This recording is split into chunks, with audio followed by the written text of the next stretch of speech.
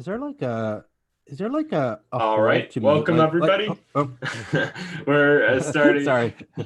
Yeah, we're part of the Bevry community. We're here to be discussing Vervaeke's 18th and parts of his 17th lecture today. I'm John Buck. I'm joined here with Pleasure of Doubt, or Brett, and also Sumit.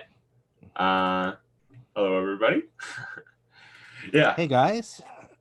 I really liked last week with having so many people here. I think we have sort of plans to maybe do something similar to that going forward too. So like if there's specific lectures that have, I don't know, some sort of unique basis where like we can find somebody with a bit of knowledge on that subject and get them in as well, that could be really cool, I think.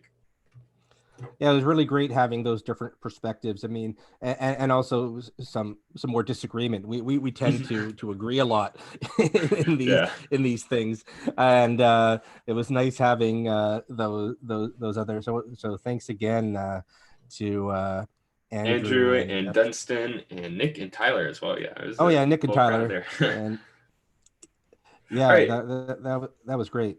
Yeah. Okay. So what we can do is maybe touch on kind of the part of the discussion that we didn't actually get much into last week with in regards to Gnosis and Gnosticism. I know in the title, that's the thing. I title these before we actually go without knowing what we're going to be focusing on during the actual discussion. But I think I titled it Transformation Through Love and Play. And we really talked a lot about transformation through love, the agape that was part of the main lecture. But since we never really got into the aspect of play that Vervaeke talks about and how, well, yeah, maybe we can use that since the title right now is Gnosis as Escape to Freedom, because I think Gnosis has very much has a lot to do with play, as Vervaeke was explaining it. Yeah, he uses play not in our traditional sense of where you think of playing in a playground or playing a game, but sort of a deep participatory knowing, he calls it, where you act out an enacting analogy, where you sort of act out these different scenarios to try to get a taste of moving from the world you're in and the self that you currently are, and moving towards the world you want to be and the self that you want to be. So he talks about even just therapy, when the therapist will have the patient enact what they're either worried about or enact what they're trying to do. He talks about this tradition called Jeep. It's I guess a martial art called Jeep, where they, or is it a martial art or just a therapy where they reenact, where they put themselves through these scenarios? Yeah, it sounded almost like an improv thing. I actually used to be part of a small improv group where we were just beginners. So yeah, it is very much kind of like, but it seemed like the way he was explaining it, it was more done almost in sort of a therapy rather than like an attempt to, I don't know, bring about comedy. But yeah, he calls it serious play. Mm-hmm. Yeah, and like the way he kind of describes it is like, okay, you're faced within like an existential change that might happen. You can either stay the same, or you can, like, say, take on a job, and then because you know that if you take on the job, you're going to start seeing things differently. It's going to change your salience landscape, kind of like changing from let's say becoming a doctor, something like that. Your entire kind of life is going to have to be reshaped around the fact that, oh, you don't have much free time. You're always going to be busy. Yeah, all those types of things. And in order to kind of get a better understanding from, like, since where you are right now, you're stuck within perspectival knowing, like from your own perspective. You don't know what it's like to be a doctor because you haven't been a doctor. And in order to know what it's like to be a doctor, you have to be in that perspective of being a doctor. Like, but that's the thing. Like, if you enter into a perspective that turns out isn't a good fit for you, then you're kind of like already you've like taken the leap, and you can't jump back onto the cliff after you've left it.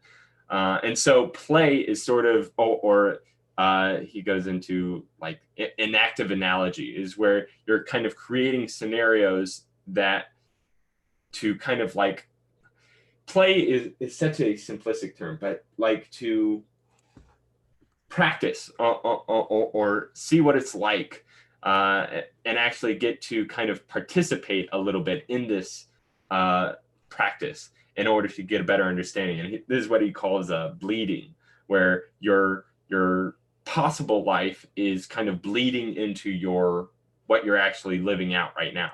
And it's sort of like you're bringing how you already live into this possible scenario that you're enacting or conceptualizing, and you're kind of getting a feel for it from the inside, is really what. But it's tricky, right? It's tricky because you can't always know what it's going to be like.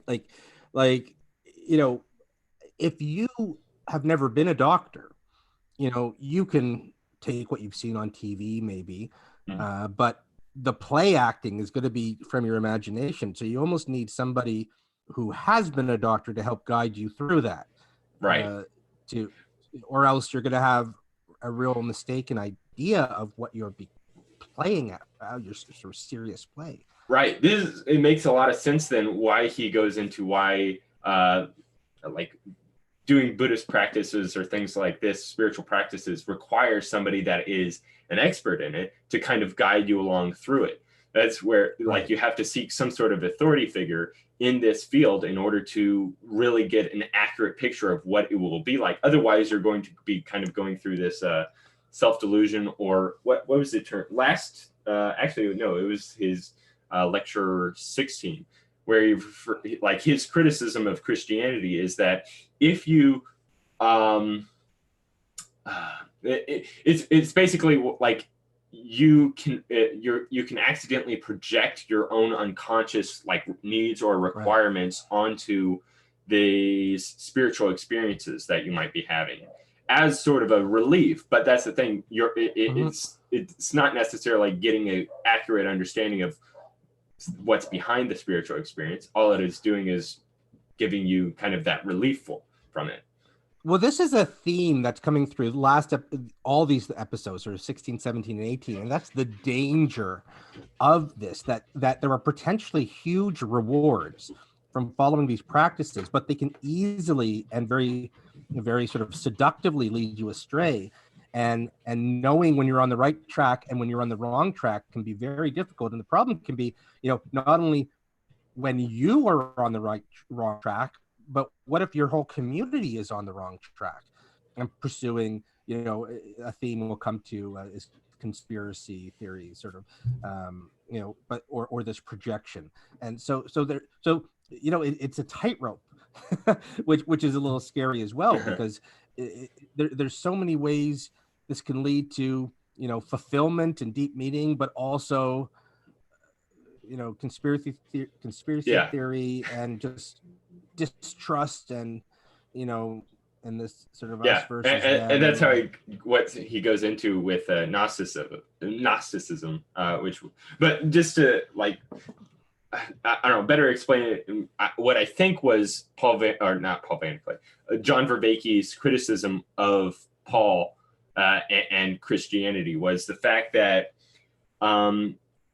this deep like spiritual experience that he goes through was a sort of a unconscious projection of like what was necessary in order to like cohere the dichotomous aspects to himself. But by doing so, he creates a like that I guess sort of a new dichotomy of who his past self was and who his present self is, like even like changing his name to where you call like your past self evil, basically, and like completely disavow all of them. Whereas I think his like Vervaeke's approach, and maybe kind of following a bit from Jung, is rather than like completely disavowing that which was what brought you to the place that you are now, sort of integrating that into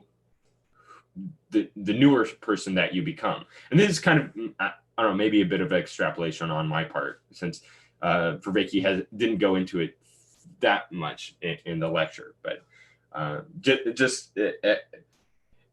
that I was trying to better understand what his criticism of Paul was, but and I think it's something similar to that, maybe. And yeah, sorry, yeah, go ahead. Yeah. Well, there was this. I can't even remember where I got it from, but this. And I think he's right in a lot of ways. Where if we are kind of like disavowing that which is failing us, you're just going to be kind of like bouncing between two extremes. Like if, okay, I used to be a communist, but that completely failed. Now I'm going to become a fascist, and like that's going to fail. And then you're kind of like, well, where do I go now? By having this sort of like, I don't know, black and white way of thinking about anything that happened prior to where you are now, you just kind of have that bouncing along. Whereas if we have I'd like to come back. approach, I'd like to come back to this. Okay. I'd like to come back to this at the end. Let's go through the rest of it and then come back to it and see, because that's interesting. And I don't think he talked about that specifically, but that I remember. But let's go through it and then come back to this at the end and see how it meshes, or come back to it. Throughout. So let's just start though with what is Gnosis. So he distinguishes between Gnosis and Gnosticism. So Gnosticism was sort of a movement. He says it's not really a religion in itself. It's sort of more like fundamentalism, sort of like a style, or existentialism. So versus Gnosis. So Gnosis and Gnosticism are different. So Gnosis is, he calls it sort of participatory knowing.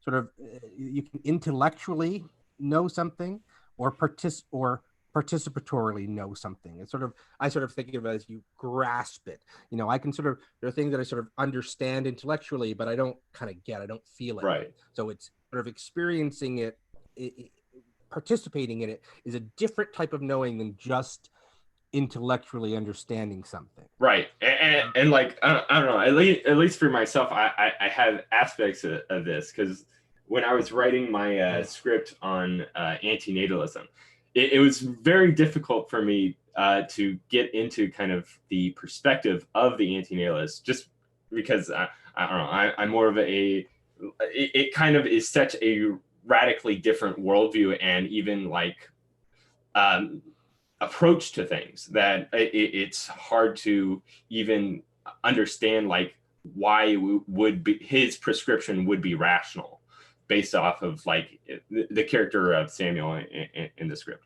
But the way that Vervaeke like exemplifies it is really great. Like he talks about there's a shift that can happen if you read Spinoza and like really try to understand it, to where after you have read Spinoza, you can kind of start to see the world Spinozistically, where you can like you're starting to see the patterns and the correlations and like even new things that Spinoza didn't even talk about. You can now interpret it from within a Spinozistic lens. And that is Gnosis, where you're able to enter into this worldview and make things comprehensive inside that worldview. And that's something and understand it in a different way. You're understanding it in a different way, not a better necessarily way, but a different way, an equally important way.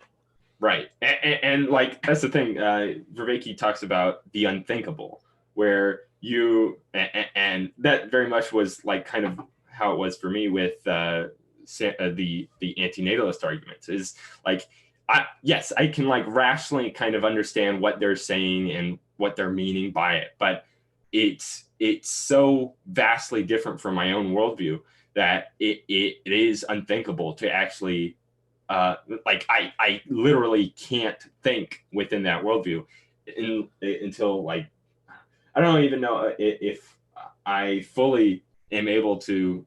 It might like extremely. It might very much be so that it is completely unthinkable to me. But at least I was grasping at being able to articulate a perspective that seems close to the actual antinatalist Gnosis. And he's given me a language here that I didn't realize I was for practices I think I've been putting into place for a while. So a big part of my us versus them sort of solution, my having my way of having productive conversations is putting myself in the shoes of the other person. So trying to see the argument from their perspective, trying to see how they see me from their perspective.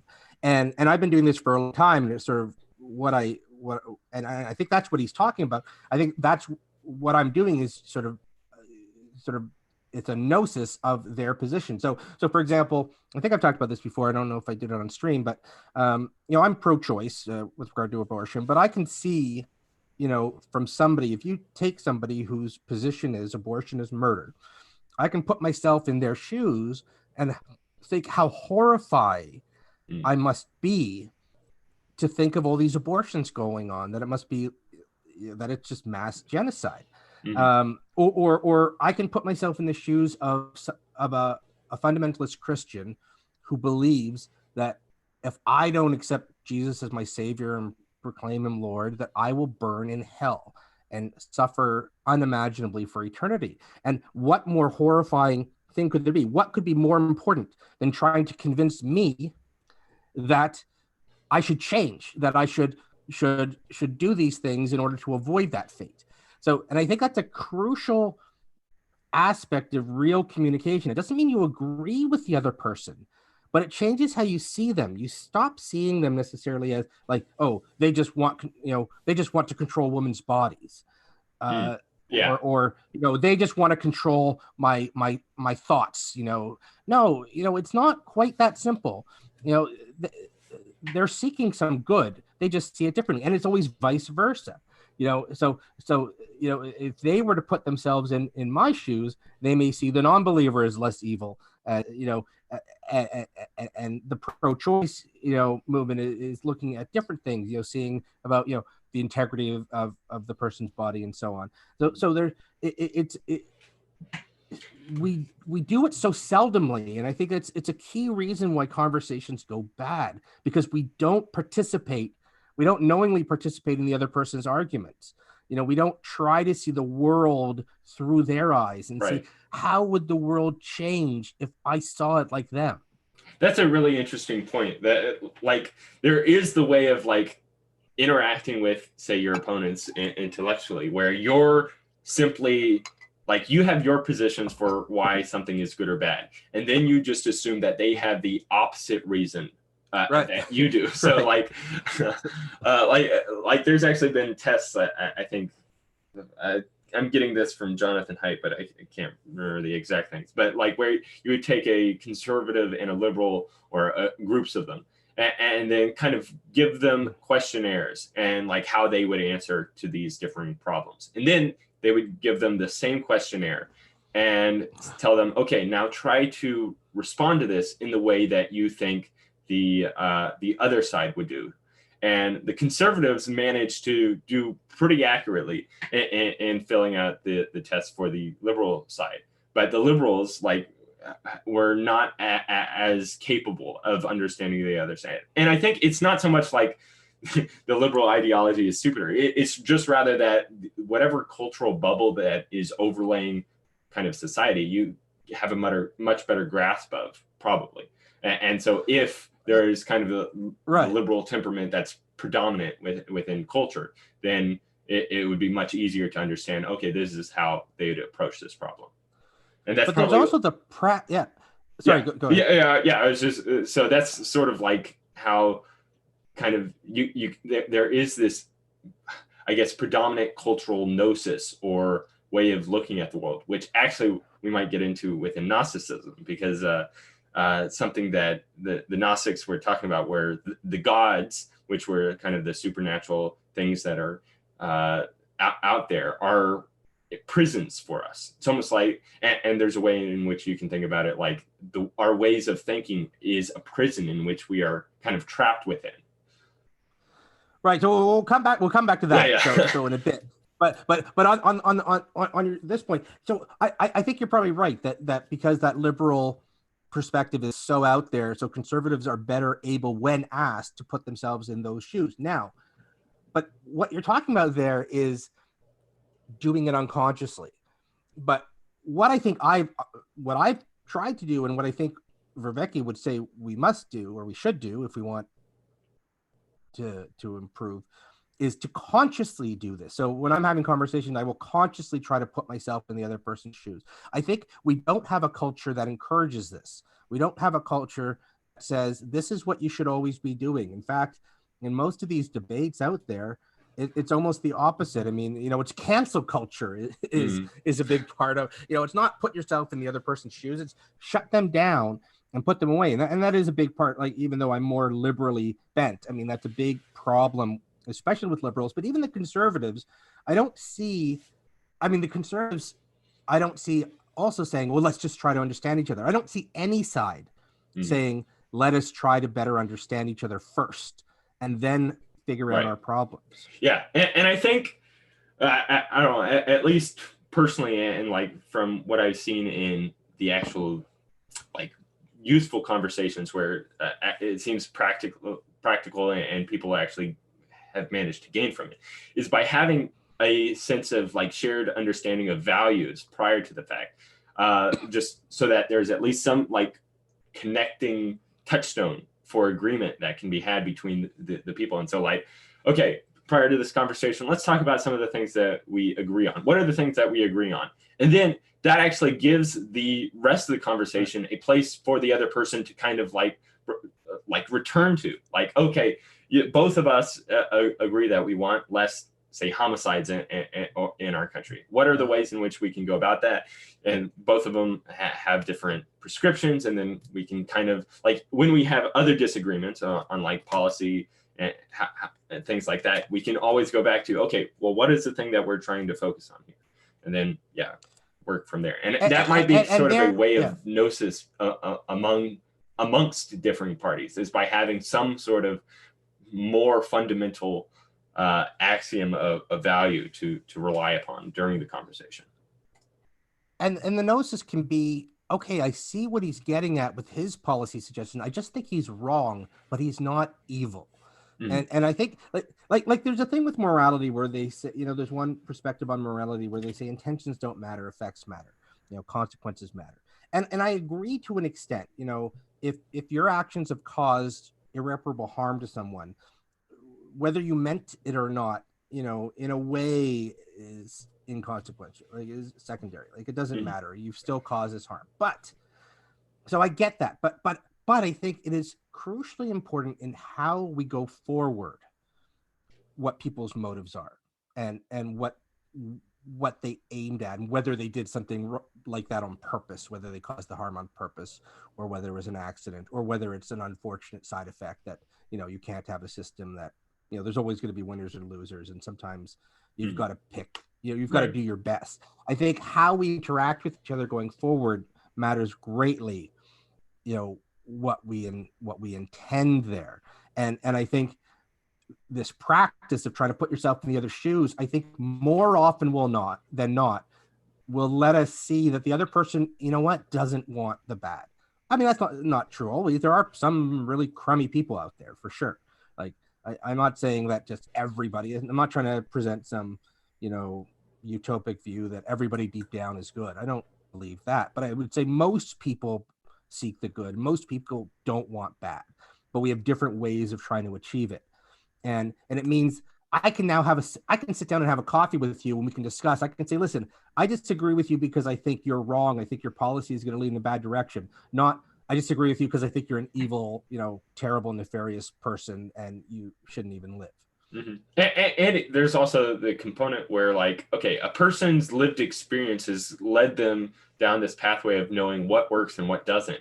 And then they're using that to extrapolate outwards onto, like, for other people that might have like completely differing environments that they're trying to work within, where your prescriptions might not be applicable, or even like if they if your prescriptions that you usually use for things is kind of tied to what your temperament is, and so you have to, like, I don't know, work around things. Whereas if you're going to be trying to prescribe your methods to another person, it may not be taking into account what their baggage is all nested within them.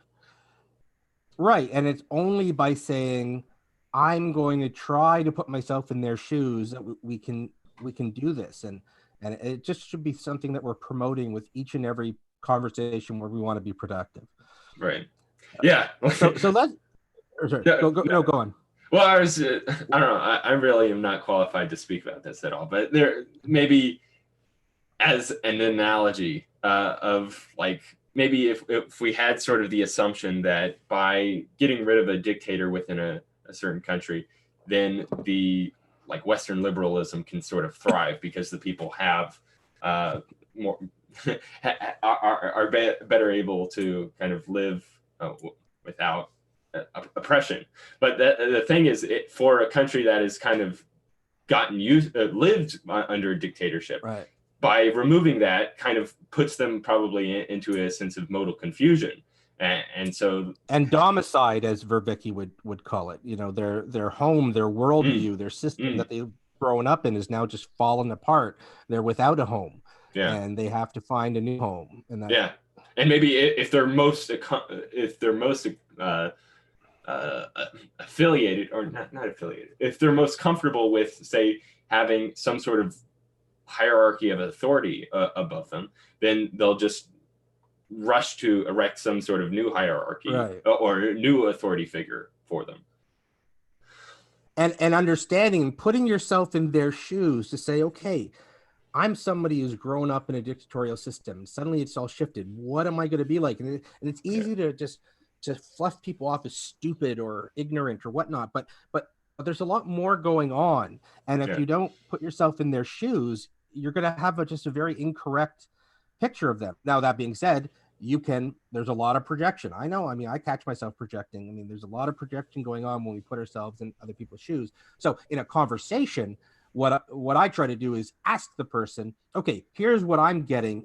Is this how you're seeing it? Like, I think we have to then go the next step too and try to confirm our gnosis, because we can be wrong about what our gnosis.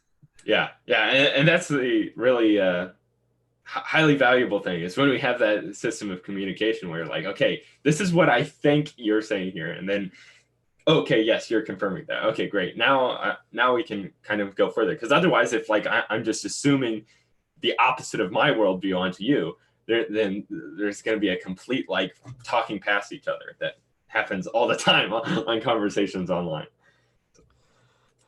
All right, so so that's sort of it seems like the lecture 17 that he goes into. Do we want to kind of transition now into Gnosticism? Sure. Well, actually, just one other thing. If we can talk a little bit about anagoge. So which he talks about in 17. So what he talks about is, you know, serious playing, where you, and here's how he puts it. It's a good way of putting it. Where you put yourself in a liminal state. So a liminal being in between state between your normal world and the sacred world that they want to dwell in.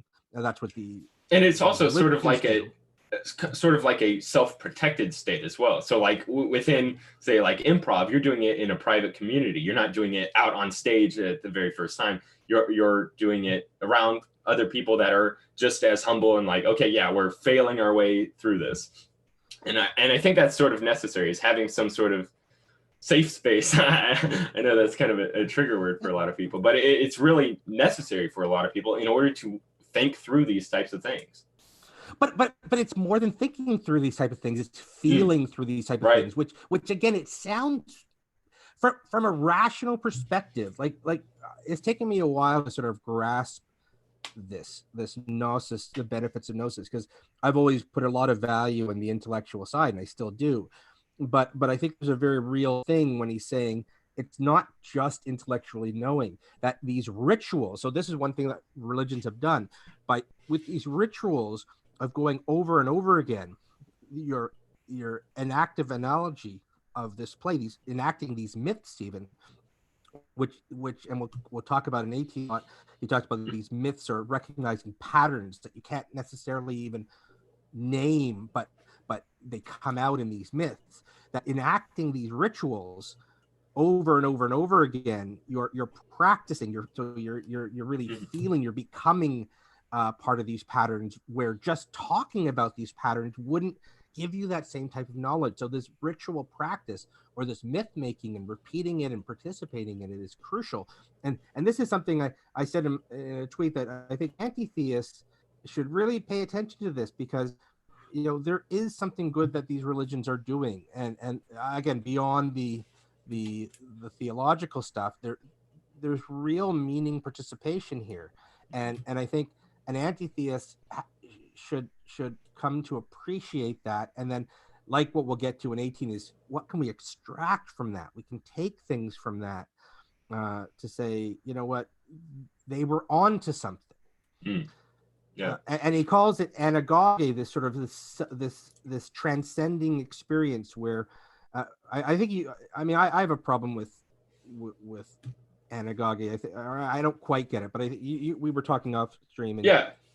Oh, okay. I want to get into that in just a second, but yeah, and I think from what you were saying just then is it's not even just like religions that are sort of doing this type of inactive analogies or play, but it's also I think I know I'm speaking from a kind of biased perspective, but art is a very much a sort of way in which we do that. Like even just going back for myself, I had to get a sort of gnosis understanding for each of the main characters, which are all of radically different worldviews, in order to figure out how would they respond to each other's kind of points. And then like, okay, they're responding to that point, and now I have to figure out, okay, from this other person's perspective, how will they respond to it? And it's a rigorous attempt, and it's I don't know, at least for me, very gratifying actually going through that process. Is a fun thing to play out, I guess. Well, as any kind of author, you've got to sort of put yourself, you have to become these characters, and you often you'll be expressing things that are not what you believe, but you want to sell it realistically. So you have to but I think it goes to music, putting your, there's themes to music and what they're doing. It goes to painting, any kind of art is really a becoming, and the audience, what you want, what any artist wants, is to inspire a feeling, a reaction in the audience. So for them becoming, and you can't just tell somebody, you can't just explain to somebody what that feeling is. They can only get it by doing it. Right. And yeah, that's kind of the thing. It's almost like, okay, so if you're intelligent, I can kind of explain these things to you in such a way that, okay, yeah, I can understand this rationally.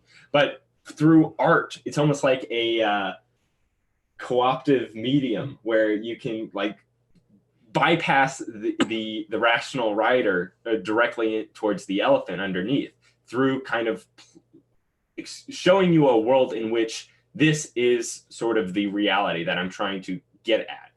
And like I know Vervaeke talks about it in episode 18 as well, that like our movies are sort of like a rendition of the mythology or the philosophy of the day and age. And so like, like we get a better understanding for what the culture kind of thinks about by seeing how what the movies are kind of showing. There is also the interesting thing that I guess just kind of thinking about inactive analogies and play, that This is kind of a point, I guess, from Peterson's first book, Maps of Meaning, that we live inside of a narrative. And it's not so much that like we live within a rational worldview, but we like are living out our philosophy as a embodied being, as a Darwinian creature that is susceptible to natural selection. And then well, he is. I'm not, as much as I appreciate the theory of evolution, I don't think that's a great mythology for living our lives. Well, no. It's just the fact that, like, okay, say you have a worldview in which walking in front of a semi truck is not dangerous. Like, it'll pass right through you. But and like, even besides that, like, okay, say you have a worldview in which being a hobo is the best way to live about your life. But that's the thing, like it might be, though. It might be for some people. Yeah. But besides would say that is exactly the way to do it, right? Yeah. But even despite what they might say or rationalize for their situation, the fact is that most women are attracted to men of a higher status than they are. And so if you live out your life as a hobo, that puts you into a position of not being sexually attractive to a lot of women. And so the people that actually seek out higher status and are able to fulfill that, that's the tricky part. You actually have to have a pragmatic worldview that is capable of achieving your ends. It's interesting. Those are the people that will kind of like repopulate and gain up more power for themselves in the world. Right, because there's these double aspects that we consider meaning. Like, one sense of meaning is passing down to a new generation, and I get that. I'm a parent. I have 3 children, and so I get that in a real sense. But a lot of what Vervaeke's talking about is not that it's about living well. It's about having well-being, mental well-being, I think, is what he's getting at. And those can be different. Like Epictetus, probably wouldn't attract very many. He's smelly and dirty. I don't know. He probably didn't have any kids. I don't know, maybe. I think he was a slave. So, but he would. Yeah. Oh, was he? Okay. I don't know a lot about it. But he was. I think it was the slave Stoic, and then Marcus Aurelius was the emperor. Yeah. Right, but he would say that he had an incredibly fulfilled life, right? He would probably say he's very happy and he has plenty of well-being. I hope, if he went through all that stuff, living in garbages and whatnot, I would hope that he got something very, fulfilling out of it. But so we have these conflicts in our society, where we're looking for different types of meaning, and they're both important. Yeah, that was something that I, in my recent discussion with Andrew Strictalities on Craig Reed's channel, we were discussing Stoicism, and one of the points that he brought up between Aristotelian natural virtue ethics and, say, Stoic virtue ethics, or even Christian virtue ethics, is there are natural virtues, which is like wealth, beauty, power, things like that, which are what we are to work towards. That's from an Aristotelian point of view. But from a Stoic point of view, what we are to be most focused on, sure, those natural virtues are good and all, but they're only good insofar as they do not tarnish the soul or the character of the person that is having to live within it. Because that's the thing, like, if you have like a guilty conscience, then all the natural virtues in the world are not going to be enough to keep you from wanting to commit suicide. Like, what's the author, the Russian author? It's not Dostoevsky. It's the one that wrote Crime or War and Peace. If you hadn't said it, I had it. But Dostoevsky, or no? That's Dostoevsky. Anyway, but that's like Christian. Just to finish, the author of War and Peace, he has this much smaller book, The Confessions, where he was at his most successful and yet had to restrain himself from keeping a gun near his house, or a rope. Like, he didn't want to leave himself in private because he was too afraid he would just hang himself. Well, it's like Christians will often ask, without God, what just stops you from, just going and just taking everything you want? And I think like when I say, well, what is life like? Sure, you can do that, but I don't think it brings well-being or happiness. Especially the more you treat people like crap, the more other people are trying to come after you, right? You think of mob leaders. How many mob leaders are killed? They live lives surrounded by security. Sure, they're powerful. Sure, they take what they want. A lot of them get killed in the end, and they're probably like, here I may be projecting, but my guess is they're not living life saying, I'm just completely fulfilled with my life. It's probably very highly stressful, and it's probably not. You may gain some financial, some wealth, but you lose a lot too. So, that being said, we need people. I mean, society benefits from having workaholics who have, who just work and work and work, and they develop a lot of stuff too. So there's benefits sort of in different ways. So it's really hard, and we can't. And it's this type of meaning, I don't think, is for everyone.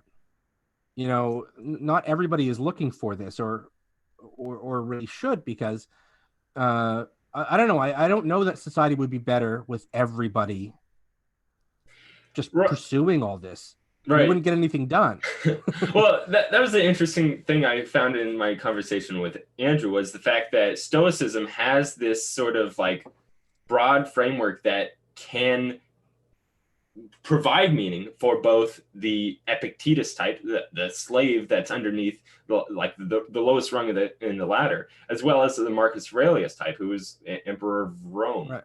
I'm pretty sure. And the fact that like it, I think it's kind of based around the fact that, okay, who you are as a person will be most suited to differing environments from what somebody else as a person might be. And so you might have the cynic type that lives the most fulfilling life out drinking water out of a bowl, and then he realizes vanity in keeping a bowl around, and so he smashes it and drinks from his hands now. And then you'll also have the, I don't know, just to take somebody from modern day, maybe an Elon Musk type, who is most fulfilled by like bringing humanity forward, like towards the stars, or bringing about renewable energy, different things like that. And it's funny, a lot of these tech leaders, like like Steve Jobs was known for meditating and trying to live these spiritual lives. I mean part of there may be a middle ground, to take the Aristotelian approach, that we don't need to just devote our entire lives, or not everybody needs to devote their entire life to this search for meaning. But here's what I want to try to do. What I want to try to take out of these lectures and these practices is try to integrate where I can these type of things to make life better. I still want to play video games. I still want to do fun stuff. I still want to I don't want to give up on all this stuff. But I think that there is a lot that we can take out of this to bring more meaning to our lives, even if we don't achieve nirvana. Right. All right. Before we go on to Anagage and then lecture 18, Sumit, I know we tend to like hog the conversations here, but I don't know if there's anything you wanted to add or ask a question or anything like that. Oh, he might. He was saying that he was probably just going to be listening. Hey, Sumit. No, yeah, I'm here. It just takes a long time to unmute. Yeah, so far I don't have any. Okay, I did have a question, but I didn't ask. Go ahead. So yeah, you people were earlier saying that clean consciousness also is something that is desirable. Other people are like you, there could be people out there, who just don't care about that sort of Mm. thing. Mhm. People who are not necessarily like sick. There might be people like that who have problem with their brains, but people I'm talking about could just be normal people. They just don't care, and there are a lot of people like that Mm-hmm. where I live. Like they don't care if they run over someone; they are fine, right? So, uh, but then my point was like not necessarily to speak to that specific case, but just to say maybe every time you like are having this thing about psychology, you just tend to assume that uh, like other people are also like you guys, but they might not be. We always assume that we project that other people think like us. Is that what you're saying? Yeah, that was the specific example that I Yeah. when you were talking about that having a clean consciousness and all that. But there are people out there who just don't Mhm. give a f, about Well, that. no, but I don't. But so you're saying like the gang leader may be absolutely fulfilled, except and I get that I that's don't think he's possible. saying that they're absolutely fulfilled, but they just don't care about fulfillment within their life. No. But I'm not talking about just that. I'm saying there's probably a I'm lot of saying is misery that like goes along with that. if It's well, you see, you are building up all this, framework of understanding based on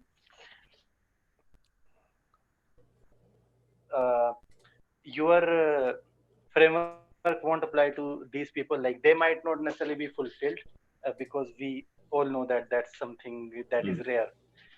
But your ideas may not work with people who are just like their Kind of consciousness is like chilling out just fine. They right, are kind of like what no. we were talking about, where Yeah. like if you're trying to explain something from like if you're from a conservative perspective to a liberal, you can't be using your kind of own perspective in order to explain it. I think maybe that would be sort of right. the way around it. It is like there, like I certainly agree. There are people that just don't really care about living uh, a meaningful life, but there are other things that they do care about, such as like well, they don't want to, they want to be happy in some sense, or they want to be successful, and that would probably be the approach that would be taken. Like if they were only focused on being successful, then okay, like here's how uh, using meditative practices can make you more receptive to or make you less stressed, and so you don't have to go to the doctors as much and lose time at work or different things like that. Well, look at the theme. Have you guys? I'm dating myself. Maybe did you guys ever watch The Sopranos? It was an HBO show, No, really I great show. haven't seen it yet. I watched Breaking But Bad. it's amazing. So Okay, you need to watch it. But it involves Tony Soprano, who's this mob boss, right. and a big part of a big theme of the show is he has these panic attacks and he's seeing a psychiatrist and he's embarrassed about it because that's not part of the culture. But I think we can sort of take a bit more of an objective approach to say that lifestyle, take living in a society where people are all genociding each other, like in a like the third in an African nation where they're where you have these different groups who are all killing each other, and you can think or think of Syria right now, where like what kind of place is that to live? That's a society where there's a lot of lack of appreciation of life, where people are just going around really killing each other. And it seems like everybody is living in misery, even the people who are doing the aggressions. Yeah. I think we can sort of objectively say that's not a good way to live.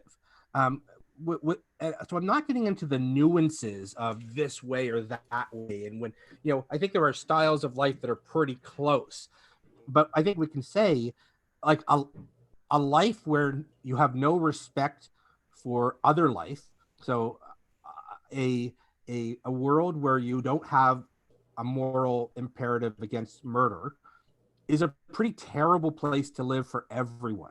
And you're always in fear. A world where where there's no laws against theft, where you can just take whatever you want if you're stronger, is, you know, is a terrible place to live. You are always living in fear. And I think we can objectively say that's a worse world. And so again, remember, this was the answer to the question that the Christian has: without like God as a base, what stops you? Well, what like, why wouldn't you? And the answer, I think, is, well, because it leads to just an objectively bad life. And I'm not talking about like, okay, one person who likes Xbox and the other person who likes tennis, you know, doing sports, and maybe you could say the sports is better, but the Xbox is still fun. Like, I'm not talking about those sort of minor nuances. I think there are some major reasons why living a life of Tony Soprano is a bad life that go beyond just, it's not just whimsy. It objectively leads to a loss of or a lack of eudaimonium. Yeah. Well, yeah, right. That's funny. We'll have to have a conversation at some point on objective morality. I know you've been wanting to talk about that, and like just we'll get back to that. Yeah. Just this last Wednesday, I was speaking with Ask Yourself, who's a vegan like debater on Think Club's channel, and that was sort of our topic of objective morality. But we kind of got like lost in the weeds by quite a bit. You gotta tag me in these things. I missed it. Okay, so yeah. It was interesting. At least it like you said, what is a metric for a successful conversation is better understanding the other person's side, and that is certainly what happened. At least for myself, it was getting a better understanding of what his side was. Go ahead, Sumit. You were going to say something. Yeah, so there are people in my country, you know, who have done a lot of scandals and totally, you know, appropriated a lot of property because of corruption, and you know, they do that with public money, right? And them, and they are living a pretty happy life. They could also be having panic attacks, right? But see, I don't. Yeah, I don't know if I buy it exactly. I tend to think that what we like, I think there's a lot of ways in which our own psychology can kind of like rationalize our current positions to be the most like, okay, I did what was right for this situation. That's kind of like a lot of what the book Ordinary Men about Police Battalion 101 was sort of about, which I think I mentioned recently, so I won't go into it further. But that's at least kind of like what I'm pointing out, is that our sense of guilt, I think, and stress is very much tied to like what are the cultural expectations that are, in a way, which we'll probably get into, like touching back on the thing that we're going to touch on later, is how our cultural frameworks are influencing us, and like as the Gnostics would say, we're imprisoned by them. But it's more so, at least, that they are what allows us to I don't know, rationalize our current positions as being just fine. Like that's the thing within a liberal society, the idea of abortion is commonplace, but from within the idea of, say, like a secular theocracy or something like that, the idea of abortion is something so outside of the Overton window that it is tantamount to murder. Yeah, so this is what's so hard about Gnosis. Like, I'm trying to put myself in the perspective of somebody who's like Sumit said, like the scam artist who's stealing property and all that. Like, to me, I think there's got to be some downsides, but maybe I'm wrong. Maybe I'm projecting. But I mean, still, my gut instinct is that's not leading to a good life. And then we say, look what happens to them too. We have to include that in the, analysis. I mean, the entire society turns on them, right? Mm-hmm. So nothing happens to them, dude. You should go to a third world country. I mean, people will tell you that corruption is this and that and it's bad, but secretly, if they had the power, they would do exactly the same thing that But does it lead to a good society? Aren't we talking a lot about of this them. in the Do they sense that ha- it leads to a lot of problems? Yeah, do they I mean, have isn't that the whole stability? point? Is that the thing? Because like if it's the case that Here is the thing. like, yeah, go ahead. Right. It leads to bad life for millions of people. That I will totally agree with. Mhm. But for themselves, it leads to a great life. Okay. Yeah. So Right. Yeah. Well, until the and next guy. No, but hold on. No, Until the that's next good. guy comes and scams them, right? Well, I was just thinking, if it makes millions of people's lives horrible, then the smallest amount of collective power that they can use in order to like kill that guy, like take Mary Antoinette and then like let them eat cake, and like now that never happens. it John, does that happen. never It has happens. happened. That's No, no. I mean, Okay. It never happens, as in maybe it happens in the world somewhere, but in India, I am forever surprised that why don't people get up in arms and kill these people? But That's the they funny never thing. do. Like They if never people do. didn't realize how You much should power talk they to Bevry. have. hold on. Yeah. Okay, go ahead with your point, Brett. Sorry. No, I was gonna say if people just realized how much power they had to like overthrow. Yeah, people yeah. Okay, who so are this screwing them over. This is something I wanted to get into, like, or actually, I didn't want to get it. It just sprang into mind, but it's sort of Yeah, connecting we all said these we things weren't getting right on tangents, but this is fine. no, this is good though. Like just like the idea behind the Joker. I don't know if any of you guys have seen it, but towards the end, like Excellent there's movie. yes, absolutely, and towards the end, there's like, sort of this collective rise in power from the have-nots towards those with power, and like the serious sense of resentment, and they use that to like kind of burn everything to the ground in a colloquial sense. But what's fascinating is that this is something I've heard, so I don't know how viable it actually is in the broader scale, but there are Hong Kong protesters that are using the Joker masks or the face paint and things like that as sort of their icon for their marches. And it's so interesting too, because like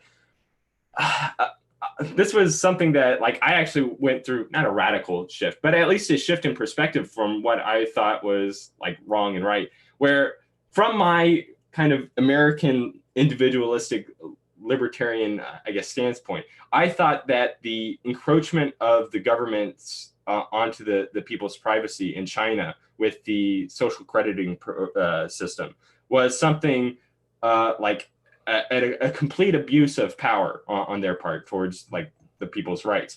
But then I saw different videos of like just how unmanageable the Chinese can be towards one another, that there is not really this sense of a cultural shared camaraderie, or it's not even that, it's just like this shared decency with each other, where like if somebody, like I don't know, this might be like an extrapolation from like such a tiny sample size, but there's this video of like just somebody was pumping their gas and they left a window open or something like that, and somebody else just walks right past and grabs something from out of the window and then keeps on walking.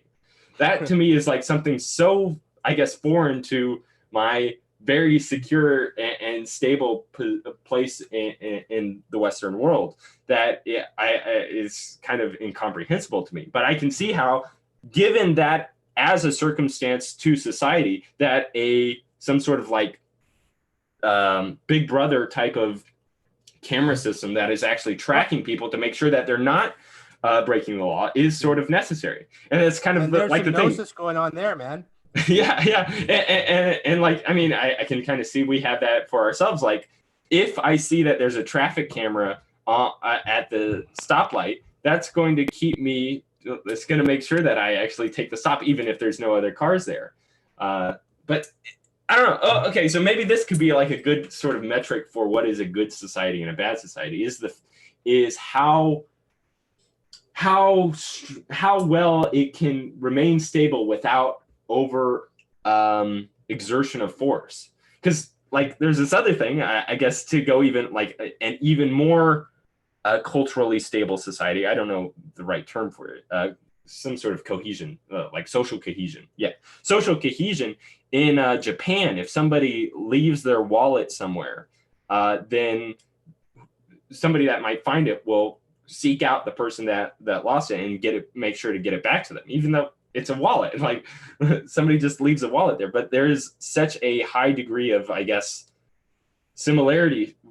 And I'm not like trying to turn this into a racist ethno-state thing, but it like, at least culturally, there is this strong sense of connection with each other, that if you harm one person, you're harming everyone else with You're harming yourself, right? Because Yeah. you want, if you lose a wallet, and this actually happened to me twice in the last last 6 months, Sorry, where I've lost my wallet at you two guys are different getting stores. delayed today, so I Okay. Yeah. You go ahead, Sumit. Sorry. Yeah. Go on. you should join the discussions that I and Ben have about culture of certain countries that I am and he are both familiar with, and I think you would really like that. We bitch a lot about this. So I did find a wallet for Sorry, 40 minutes. you're breaking up. Can you repeat that? Yeah. So what I'm saying is, I did find a wallet. Mm-hmm. Looking for. Sorry, Sumit. I can only hear like every couple words. Can you like you found a wallet? What did you do? Oh, sorry. Can you guys hear me? I'm only hearing it. Yeah, we're hearing you for like 5 seconds at a time. Yeah, we're losing a lot of what you're saying. Maybe unplug and plug back in, or drop out and drop back. Why don't you drop out and come back in? Maybe that'll help. Is this one better? It sounds right. Okay. So finish your point. You had found a wallet and go on with your story. Okay, let me know you if you can't hear me. I'll just reconnect and you guys can continue. Sounds yes, right. I did find a wallet, and I was looking for the person for like 45 minutes and a lot of round circles. Eventually, I found them and returned them. Nice. But that's only because I borrow a lot of ethics from the West, right? So, no, my Indian friends will be very angry with me for saying this, but like there were lots and lots of people who were walking by, or driving by, and no one really was noticing it, or no one was really caring about that, right? And this thing you just described, John, happens in India all the time. Like if you are walking on the sidewalk, some guy on a bike who is in a hurry will drive his bike on the sidewalk where you are walking, and he will blow horn from the behind to get you out of the way. And so that is just one incident. So Ben calls it the single player versus the multiplayer social game. So if you play it as a multiplayer game, then people are more happier, and I totally agree on that. But that one person gets to office a little sooner, because of then hurting 10 people. Have you heard of John Rawls' veil of ignorance? Mm-hmm. So it's that when you're deciding what's more, or deciding how to structure society, you've got to do it from the perspective of you don't know which position you're going to be in. So you don't know if you're going to be the garbage man or the the state politician, and it's a similar thing with the mob bosses are one thing. One day or the scam artist. One day you're the person doing the scamming, and it works all great for you, but the tables can turn, and you don't want to be the person who's being scammed. And I imagine, again, just like sort of these mob bosses who live in fortified structures with their own private armies, because they're always afraid of the next guy taking them out. And so it's I think what we can say, I'm not saying people don't live this way. I'm just saying they're immoral, and they're acting in a way that's against their self-interest there. Right. That's the interesting thing is, like, with John Rawls's kind of secular attempt at trying to bring about, like, understand an objective morality, or I don't know if that's what he was trying to, or at least I think it's like it's providing a justification for justice itself, like a theory of justice, I think is the actual, like, but the problem with that is that we don't live with a veil of ignorance, like, unless you're a Hindu or a Buddhist that believes in reincarnation, where you will be punished for your actions in this life, or you will be rewarded for your actions from a past life. It's almost like you can have the same like mythology, but one culture actually believes it's true, and then the other just says, okay, we accept this, even though it's not, it's just a fiction that we're kind of developing to rationalize our positions. But I don't you brought think up mythology there. Mhm. Yeah. No, go ahead. Like that's where you could sort of create the participatory knowing of these patterns, where you could say, sure, you may be the guy who's benefiting now, but we can construct these myths to make the point. But you don't know if when the tables are going to be turned and you're going to be on the other side. And do you want to be on the recipient of the badness of the format that you want? I think you're right. I think most people don't consider the veil of ignorance. I think that's part of Raul's point. You should, and that's part of this gnosis and this inactive analogy of, we should be doing this. We should be putting ourselves, or it would be a good thing for us to do this. To, let's say, let's put aside, okay, I benefit now. I think of all this, when people are talking about healthcare. I mean, I was seeing an objectivist the other day on Twitter saying, even if there was universal healthcare, I would think it was a bad thing. I want for me to get the healthcare when I deserve it, when I've merited it. And I'm thinking, well, what if you were like born into a family that was poor, and you're a kid, like you're just, there's a whole lot of luck involved in being on the winning side. There's a whole lot of luck involved to being in the place where your merit can take over.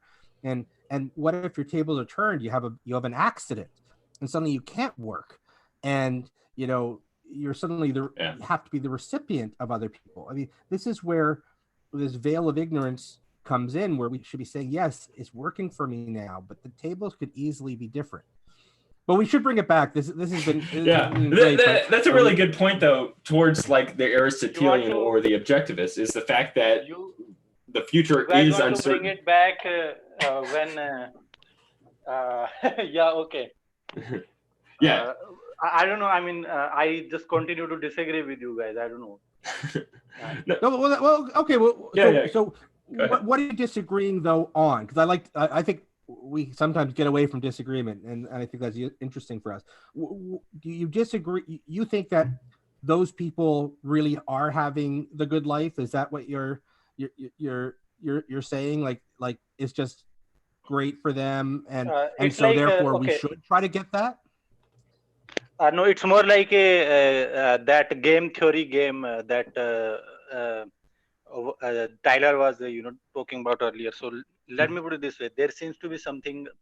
I went to New York once, and I saw a jacket on the footwalk or footpath, right? And I picked it up and looked around like whose it is, and then there was a black police officer standing, female one. So like the minority, and then like minority raised to the power of 2, right? And I looked at her and gestured that whose jacket it is, and then she pointed her finger to a lady who was working, and then I ran towards her and gave her the jacket, and she said thank you. Now here I was in New York, right? That's part of America, right? One of the greatest cities, and people were just walking. Nobody seemed to care about that jacket, and there was a police officer standing right there, and she knew whose jacket it was, but like she wouldn't do anything. And I saw. But what are you disagreeing with? We probably both agree that she should have grabbed the jacket and said, "Hey, you dropped this, or you forgot this." So what are we disagreeing on there? Is it no? This was an example just to show you that this is not necessarily just a third world problem. So no. In the third world, I was talking about the lack of life, where they live in a war zone and people are killing. I wasn't saying that this only happens in the third world. I was saying like we have. No, John was talking about the Chinese, right? So John was talking about the Chinese. So I went to California as well, and people couldn't be nicer. I mean, people are so nice there that I freaked out. Like I was like actually scared. You weren't used to it. Yeah, I just wasn't used to it. I couldn't believe it. At first, I thought, "What's wrong with these people?" And but when I went to New York, I saw the exact opposite. Right, and I was like, hell, what's going on? It's part of, I thought all of America was like this, but it wasn't true. Anyways, my my main disagreement is simply this, that you are talking about veil of ignorance and putting in other people's shoes and all that stuff. What I'm saying is, I don't think that's how these people see it. You see, when you have the kind of population that we do in India, or even China, and the resources are very limited, right? So being nice is not something you actually want to do. This might actually just be a survival strategy, uh, which is exact opposite of what you guys are talking about. Like, earlier, John was, who was it who was talking about how, I think it was you, that you live out your values, and then those values, will either, in an evolutionary way. So Right. Yeah. imagine a train coming, right? So there are only like 50 seats on that train, uh, that one compartment. So, but there are like 150 people standing waiting for it. So you will see people trying to push each other aside, trying to get on that train, and somebody could actually get killed. Now, I totally agree with you guys that it's uncivilized, and I myself don't like this aspect of living in India. And when I'm trying to get out of a train compartment, when it stops at a major station, there are people with their babies uh, in their like arms, who can't get out because people surround the entrance in a like kind of crowd, and they try to force their way into the train, uh, even though they could just stand there and wait, and there is enough time. But people don't, it is But so wait a minute. crazy. But I'm missing Okay. what we're disagreeing there. I think we would I'm both I'll say tell that's you. not great. I think I'm getting what Sumit's saying. So like we're kind of making the point that like if you be good to each other, then it'll make the world better. But you're saying that like it's easy for us to kind of say that from our standpoint in kind of a socially cohesive society with stability and wealth for the people. Like it's easy to be nice from our standpoint, but it's kind of the opposite where you are in India, where being nice actually means you miss the train, and you might get pushed. Exactly, you got it. Like, Yeah. that's not a virtue. If you want to actually make it, if you want to get there on time, or if you want to get your train, you have to push other human beings aside. There is so much competition everywhere, so there is so little regard for other human beings, you won't believe. And that's a virtue, like that those people win. Right. So yeah, but could we agree stubbornness though is that like a necessary virtue within your society there, or and plenty of societies. Yes. Like being in New York, you have to be stubborn in order to get past all the hucksters and scam artists and things like that. I agree with you that it's not the best way to live or best society. But what I'm disagreeing with, here is the disagreement. The disagreement is simply this: you are talking about veil of ignorance and all this stuff, that people should do self-reflection. What I'm saying is, people are like intelligently choosing these strategies to maximize their happiness, because getting a seat rather than having to stand for next 3 hours, happiness. And that's what they're trying to optimize. I think I understand what you're saying is that practically, if everybody else isn't doing it too, then I have to maybe adopt a more Darwinistic approach. I've got to sort of take a more dog eat dog approach, because otherwise I'm just going to get completely screwed in the practical society that we live in. Is that a fair summary of what? That is one part of it, and you put it very well. But the other part is that if there are only there are like 50 seats on the train, right? So I can be nice, I can be anything. I'm not getting that seat. At all. So I have to kick other people's ass to get that seat. Like, resources are so constrained that you can. I have waited. I have missed.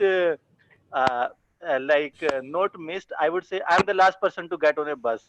Yeah. And I'm not happy about it. And let me tell you, but let me add, by living your let me ethics, ask I'm not you- happy about it. Like I'm Yeah. in a lot of stress that I'll miss the bus, but I want to be nice, so I am the last one. But it's not a happy living your way is not a happy for me either.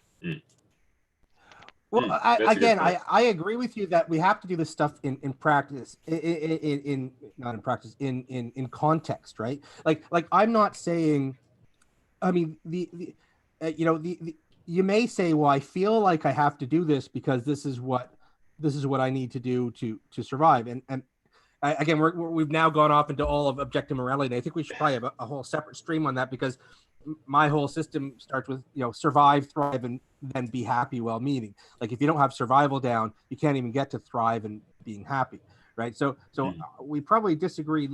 I think there's less disagreement than nuance here, I think, but that we could flesh out, but maybe we should bring it back a little bit to like I think we should have a whole separate conversation on this, and it's a great one. You brought up a really great point, just to really temper kind of what we were talking about, Sumit. So thank you very much for bringing that up. Okay, we can I guess sort of transition into Vervaeke's lecture on Gnosticism.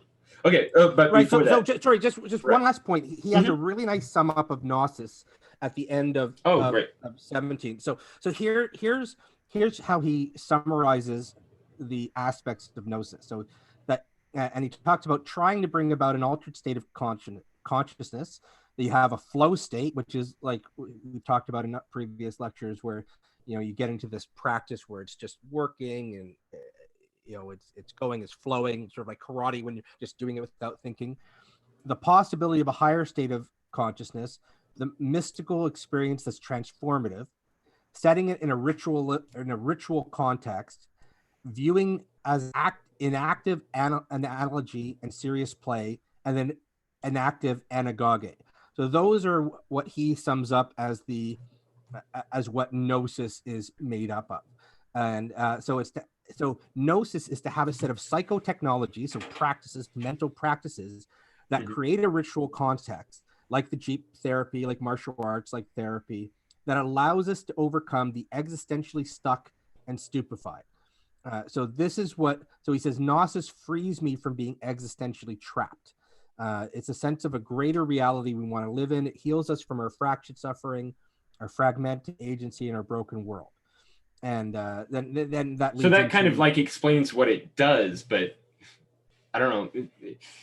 Okay, yeah, and having kind of the understanding of what it is, I don't know. The way he explained it in regards to Spinozistically thinking, rather than just reading Spinoza, has helped me. In understanding. Okay, so it's you're taking on the same worldview as this other person, or you're like shifting the way that you look at the world, so that new things that enter your worldview are now interpreted under that new kind of framework. Right. Go on to. Okay, yeah, and Vervaeke, he's kind of like returned to this a couple times. Like, it's funny hearing him speak in like interviews and things, because he almost like refers to himself as a bit of a Platonist, but in regards to, I guess particularly anagoge, which is where you, by interacting with a thing, you're changed by it in such a way that it changes the way that you're going to interact with the very thing that you originally had. So his example was like, in this interview, was when he reads Plato, it changes him so that he's catching new things in, like, say, the Republic that he hadn't caught before. And so and like is changing the way he looks at it, because it's a dense book that has a whole lot to it, and it requires multiple reads. I suppose I've only read it once so far, but I intend to read it more times. That by reading it multiple times, you get a grander and newer sense to the book that you're reading. Even though it's a static book, the book itself doesn't change, but the fact like you're the one that's changed that goes through it. That's what he and in a means way by the book changes too. In a way the book changes too, because it suddenly has new content that it didn't have before, at least for you, right? So it's like a metaphorical change. Yeah, like the kind of cement, like, okay, you read through it the one time, and then there's a lot of stuff that you just don't understand, or your mind is clouded when you're reading it, that you just pass by. And then the next time, maybe through maybe you're reading a book on meditation, and then after you've read the book, like, okay, I'm going to start meditating now. And then now you read the book again, and it's like, oh, because my mind is has more clarity to it, I'm able to read this and get a better understanding to the thing itself. Right. Yeah. So that's Anagage, as far as I understand, at least Vervaeke's usage of it. I hadn't heard of the term aside from Vervaeke, really. Mm. Yeah, a lot of these terms must be like in Plato and Aristotle and all that, in the original language. So it may not be, we don't know what it's translated into the translations that we read. Right. Okay. So now we can kind of transition into Gnosticism, which I don't know where to start with this exactly. Oh, well, you go right ahead. Oh, okay. Well, one thing that like he starts the lecture on is how he sees or how Gnosticism is kind of the ultimate culmination to the axial revolution that has occurred. So like the axial revolution was kind of a new understanding of, I guess, time and history. As you as a person are a changer of history. Like you have a sense of responsibility. You have the capacity to bring about the promised land in a ancient Hebrew sense, or you have the capacity to bring about hell or Hades or living in captivity or Babylon or something like that. Through your actions, you're changing the future. And like Nietzsche, who's kind of a I guess post hoc rationalist in some sense, where like everything that happens is reinterpreted or causes us to reinterpret it as meaningful. The way that you can, I guess, psychologize the ancient Hebrews is the fact, okay, it's outside of their control that the Babylonians take them as under captivity. However, they're presuming that they had some sort of causal effect for why the Babylonians took them into captivity. And it was because they had fallen away from God's will. And they're using that like post hoc rationalization for history, where, okay, we're in captivity right now. What is this telling us? This is telling us that what we were doing prior to captivity has led to this horrible situation that we're within. And if we return to what is God's will, we can hopefully get out of slavery, get out of bondage in Egypt, and by coming more in alignment with God's will, we can live happily. And I don't know. I guess, and that's a metaphor for the trappedness that you can be in yourself. And by following these practices, you can escape your own sort of personal captivity. Oh, within Gnosticism or within, okay, the axial understanding of by putting yourself in alignment with the greater will of history, or like what happens, you can change history so that you're less stressed or not in captivity all the time. You can actually change the world for the better in that situation. And Gnosticism is sort of the ultimate culmination of that within every individual. So like if Jesus Christ thought of himself as this, kairos, this turning point to history, where like a fundamental change in like everything, and in a lot of ways, Christ kind of was that fundamental figure for history to kind of bring about a Western Christianity that very different from kind of the previous ways. Like even like literally our time has changed, or at least the way that we count time is like, okay, we're in 2019 AD, and then everything before that was BC, before Christ. And I know like it's kind of changed, but it's not like the actual timing has changed. We've just changed the name for it. So common era, or yeah. Right. But okay. So if from the Gnostics' point of view, like if Christ was this sort of like God figure, like in, well, actually, this it becomes one with God. Right. Because Christ was one with God, you too can become one with God and be a similar type of Kairos figure that can bring about revolutions and make change. Because Hey, John. yeah, go ahead, Sumit. I'm sorry, I have to stop you. I think Tyler was asking on the slash meetings about some password. Is he trying to get on the call or something? I guess so. I don't know what it is with him where he always has to come on through password. I wonder if it's because he's as a. Let me open up Zoom for it. Sorry. If he, man, yeah, I'd like to have Tyler in on this. This would be good. And Nick was saying it was too early for him, but I think he doesn't realize we're still going. So I'm tagging him. All right. Yeah, I don't know. It's always asking Tyler for a password. I've never been asked for a password getting in here. Yeah, it's. I wonder if it's because he's a Zoom like partner with for our account that it requires a password for him. But okay, there's the password for you. I put it in the Discord. Sorry, Tyler. For both the other people, I was just able to let them in. I don't know what's going on. Okay, so yeah, where I was. Thanks for bringing that up, Sumit. Okay, yes.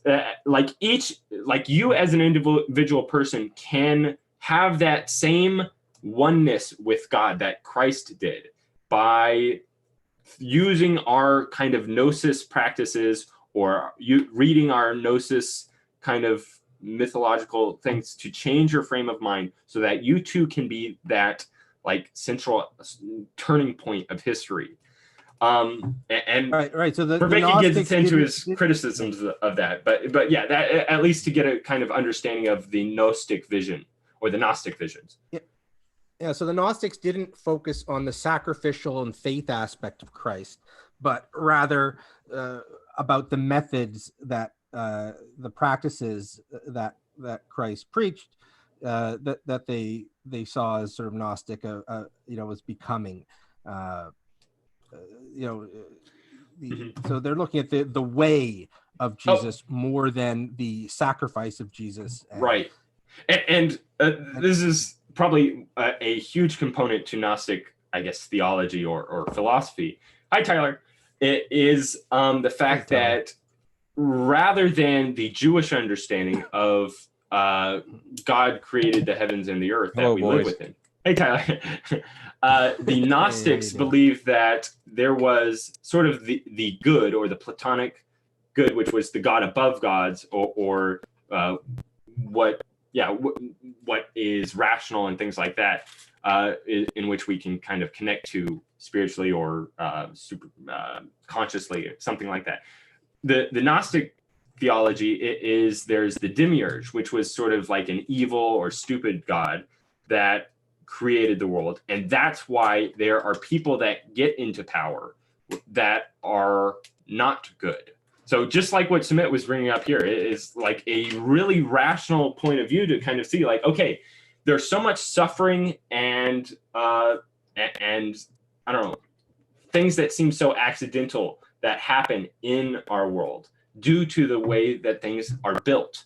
This is an indication that whoever created the world is either not the divine goodness or the divine rationality, and instead they are sort of this, I don't know, power-based, hungry, mad god where he thrives off of the blood spilled from enemies, things like that, where people that are corrupt rise to positions of power and everybody else just has to suffer underneath them. So the Gnostic vision is that that the world is, I guess, supported by, or it's not even supported by, the world is powered by evil in a lot of ways. And yeah, they looked around them and saw all this suffering Mhm. and saying this doesn't match the mythology of this, Right. this And- benevolent God. Yeah, and So like Nietzsche's kind of critique of Gnosticism and really how modern Christianity has followed in a lot of the Gnostic kind of thinkings of things is the fact that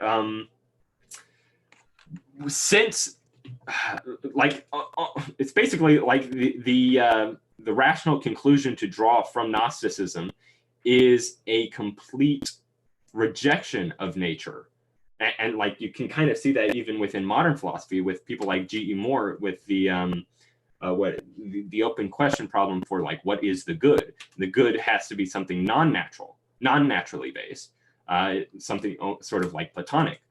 But for Nietzsche, that's criticizing. Hey, yeah. Hey, can I replace a word real quick? It just came to mind. Sure. Let's not say the complete rejection. Let's say the continual rejection. The continual rejection by whom? Or well, maybe not by whom. Let's say, but of like, nature. okay. The statement, the complete rejection of nature, right? So okay, yeah. That makes sense, especially like that makes a better understanding of, I guess, the demiurge or the understanding of the world from a Gnostic perspective. Is it's not just the fact that the person, the creator of the world that's kind of started things off like a watchmaker was evil, but rather the rules to nature are sort of evil in a lot of sense too, where it is still it is still causing those to come to have power, those that can have become powerful are the ones that are corrupt and evil. And so the Gnostic, I guess, solution to that is to deeply reject all the things of this world in a lot of ways, like similar to Christianity, like or the Stoics, or like Diogenes or somebody like that. Did they reject the things of this world or the myths of this world? Well, the myths of this world, the body, like there's a lot of like turning inwards within Gnosticism for like what you know is most true. And in a ways is kind of drawing from Plato, where the forms are something that we're remembering. And all it is like in order, Socrates is trying to get people to remember these things. But the Gnostic the Gnostic turning inwards towards oneself rather than seeking out the things of this world and becoming more powerful, because those are the things that aren't going to make you happy because they were built by the demiurge. Rather, if we focus on what it would mean, what like our connection with the divine, this is what is going to actually make us happy, even though our body itself is evil. And that is a lot of ways like the Gnostic understanding is the body is a gross place to have to live within. Like you have to shit every single day, you have to piss and do all these things that are just kind of like horrible things. And like in order to even live, you have to do immoral things that are not in tune with, I guess, the divine understanding. And it's funny because like in my research for the antinatalists, there are quite a few antinatalists online that kind of share in some Gnostic theology. And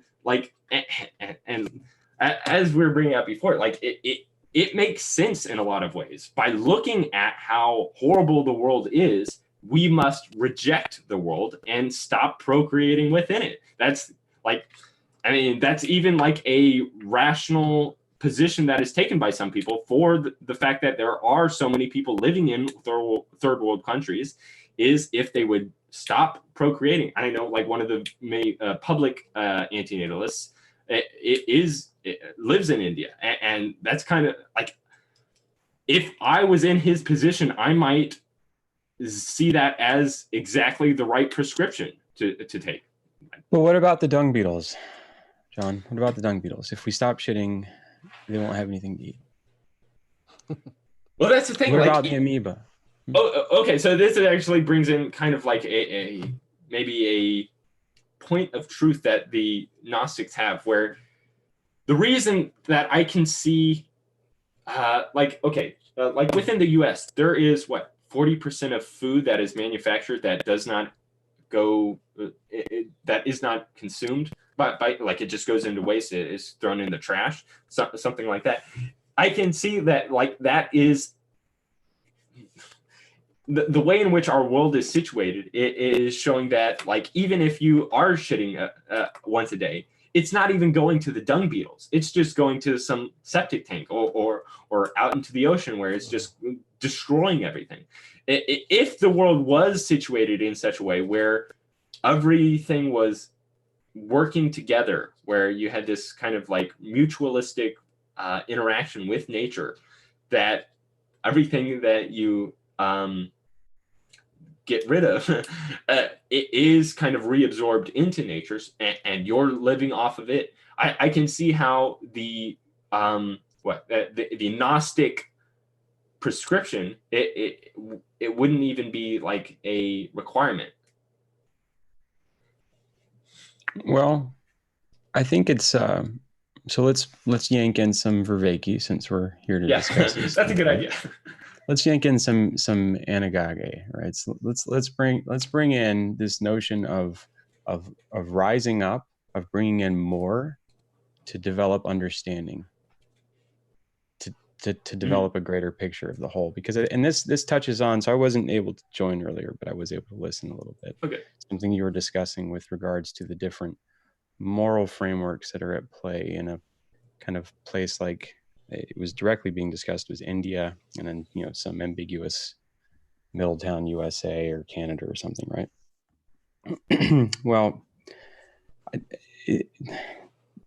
like very briefly to that regard, it's like Sumit pointed out, it's it has more to do with the population thing. I think it has to do with the value of life based on the let's say the pace of life, or let's say the regard, right? Because our most highly valued things are the things that we regard the most, and you don't really have time to regard things. Anyhow, there's this sense that while you are in the crush, trying to get on a train, doing your daily grind, you're moving somewhere, right? You're moving to something you desire. Now, what you're passing through in the meantime is up to you. It's a kind of traumatic climbing of a mountain, metaphorically, but you're always moving to something. So you're moving towards a job in Mumbai, perhaps you're riding down the train to get there. You have the job because you're moving towards a marriage. You're moving towards a marriage because, you want whatever that sacred gold is buried in the cave of desire. And that is this constant process, right? Okay, yeah. Kind of connecting it back to Plato's cave, like we're like from the Gnostic point of view, we're the people in the cave chasing after shadows, and it's like I'm going to my job. That's something that's not going to provide me happiness. That's just going to be me kind of like deluding myself within this capitalistic framework, say, where I see myself as a creator of value. And well, that, like, good point, right? Yeah, but also, I'm just a commodity to this broader God, which is why, like, what the Gnostics called, like, the gods of the gods of kind of like ancient Greece are evil. Like, these are just and we're just like, or most people are pawns to their things. Like, and that's the thing. You can see it all the time. Like, within like communistic critiques of capitalism, people are trained to view other people according to their economic value that they can provide to a society. Like that's the means to an end. well, yeah. Like that's something that is said like regarding immigration. Like, oh, immigration is good because it raises wealth for people or it raises the GDP. That's like almost like a capitalistic justification for communism, for open, what is it, what is it? Open borders. And that's actually, funnily enough, Bernie Sanders' critique of open borders is the fact that it's a Koch brothers talking point because it provides cheap labor for the businesses. I don't know why I'm getting onto communism, but okay. So I think it's connected to Gnosticism. Let's go back to the train ride for a second, okay? Right. Let's go back to the train ride. It's a giant crush, and let's bring in the other point that you raised earlier that you guys were discussing, which was that not everyone responds in the same way, and that's what led to the distinction between Middletown Western culture and India. Not everyone expects or desires the same thing. So within that crowd, within the crush moving onto the train, there is both the single-minded, ambitious young man who will do anything and endure anything and climb any mountain and endure any crush to get to his goal. There's also the mother carrying the baby. And both experience that same environment in a very different environment, a different salience. Mm-hmm. Right. So in the development of that reaction, what you are going to see is a splitting of an environment. So if the mother, through suffering, deems that environment too hazardous, she'll no longer attend it, right? It is the reaction to that, her felt reaction to it, which causes her to actually physically relocate somewhere else in the world, or to suffer from it, right? Right. So there's this sense of how we sculpt the world based on a reaction to it. Right. That's sort of like a modal confusion, like what Sumit was just talking about for himself. Like he's kind of accepted these kind of Western ideas of value and ethics, but he's living within an environment that does not reward these types of ethics and practices put into practice. And which is utter madness. Yeah. And like leading him to either be living unhappily within his environment or wishing to kind of like move out of his environment to a promised land that is already outside of his domain. Exactly. Which you can kind of see within sense of Gnosticism as well. I mean, yeah, well, I think it's a generalized function of all systems. It's a repeated pattern that you can see functioning on like a purely physical level within the way like miscible materials will separate and the way that things congregate, and it's the same thing that you see in population level effects at the way that people separate and preferences. So this is really cool. Process. Like just reading like Nietzsche, I had this much more like I very much understood the critiques of Gnosticism, but going through Vervaeke and actually talking it out with you guys, I'm seeing like how we think about Gnosticism or how the like understandings of Gnosticism is kind of true in a lot of different ways. Like there are so you're living within an environment which does not reward your attempts at making things better for yourself or others, things like that. That leaves you with, I guess, kind of like two choices where you can reject the environment itself, like for Sumit having the desire to leave and go to a better place, some place outside of his environment. And what does that rejection usually lead to real quickly? Disdain, I guess, for one's own environment, which is exactly Nietzsche's critique for the Christians, where they see the world as, because they have this ideology of seeing the world as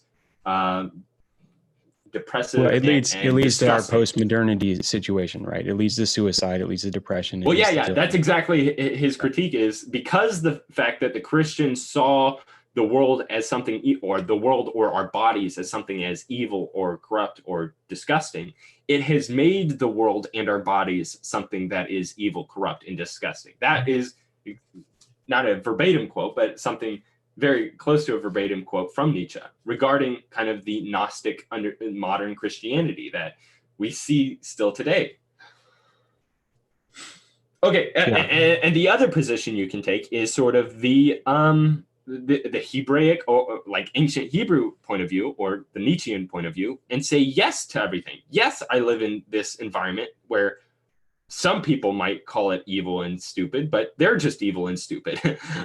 I can live within my environment because I'm a product of it. I'm not going to reject the fact that I'm a product of my environment. I'm going to fulfill my, like, I'm going to fulfill my nature. I'm going to push people out of the way in order to get to the train because that's who I am. To reject who I am would be irrational. Right. And therefore we can kind of say in that environment, in that space, that is what is morally acceptable for that framework. Yeah. So this is so incredibly impressive, that the fact that there are these two dichotomous worldviews wherein they see the other one as being stupid, evil, and wrong. And they're both what right. We're discussing is the creation of new worldviews. It's the very development of it's the very creation of new ways of seeing the world. And it is the presence of the inability to exist in the current one that fosters it's the impetus for the development of the new one. And that's the development of the promised land that you always move towards. That's why we have this ultimate instinct of utopia. All right, that is the purest, most abstract form of this process that's ultimately ending up in this desire to create this perfect space to move into, that we never have to go through this ridiculous kind of Manichaean black and white Gnostic stuff. But I that's death to me, I think, right? Like like you can't, you in this world, in this cosmos, it seems to be run on this cycle, a transference between these two modes of being, between collapse and expulsion, right? Like you see it physically existing across every level in the development of new structures, new IDOs, new structural functional organizations. It is this constant process of things adhering together and obeying a certain set of rules in the manner in which they go about the world, and then subsequently developing either offspring or conflict of some kind, right? And that's like, that exists at the galactic level in the formation of stars, at all the way down like the biogenetic chemical chain of life, it seems, at the psychological level, in the manner in which we develop organisms as like whole on groups. It's fascinating when you see it as that pattern level, right? But I don't think you can get around it, is what I mean generally, because it exists so widely across the spectrum of existence and reality. I don't think you can escape it. Well, but I think this is what. I just sorry. Yeah, go ahead, Sumit. yeah, I wanted to make just point out something. It doesn't necessarily contradict anything. So the technology, just like FYI, right? The technology is like what caused all of this, because I never would have learned that there is a different way of looking at things if the internet technology wasn't there for me to interact with people from the West, or you're exactly like there. You were like exactly like somebody from inside the cave, where some Westerner comes in and tells you about what the real world's like. There's this wonderful world in which people are nice to each other, and they're able to cooperate with each other without having to like push each other and things like that. And then it makes you desirous of this other world in which is outside your grasp. And so that's like exactly sort of Nietzsche's critique again, is the fact that the Gnostics or the Platonists or the Christians are promising worlds in which there is no ultimate achievement of it. They're lying, and they're just causing people to pull against their shackles in the cage or in the cave, and leading them to kind of like kill themselves and each other. So like I guess the Nietzschean prescription would be reject these delusions of false worlds in which there is a better life. There is no better life. This is the one we have. And the only way to make our world better is by radically accepting all of the things that we previously called evil and see it as a necessary prerequisite to bringing about a better world.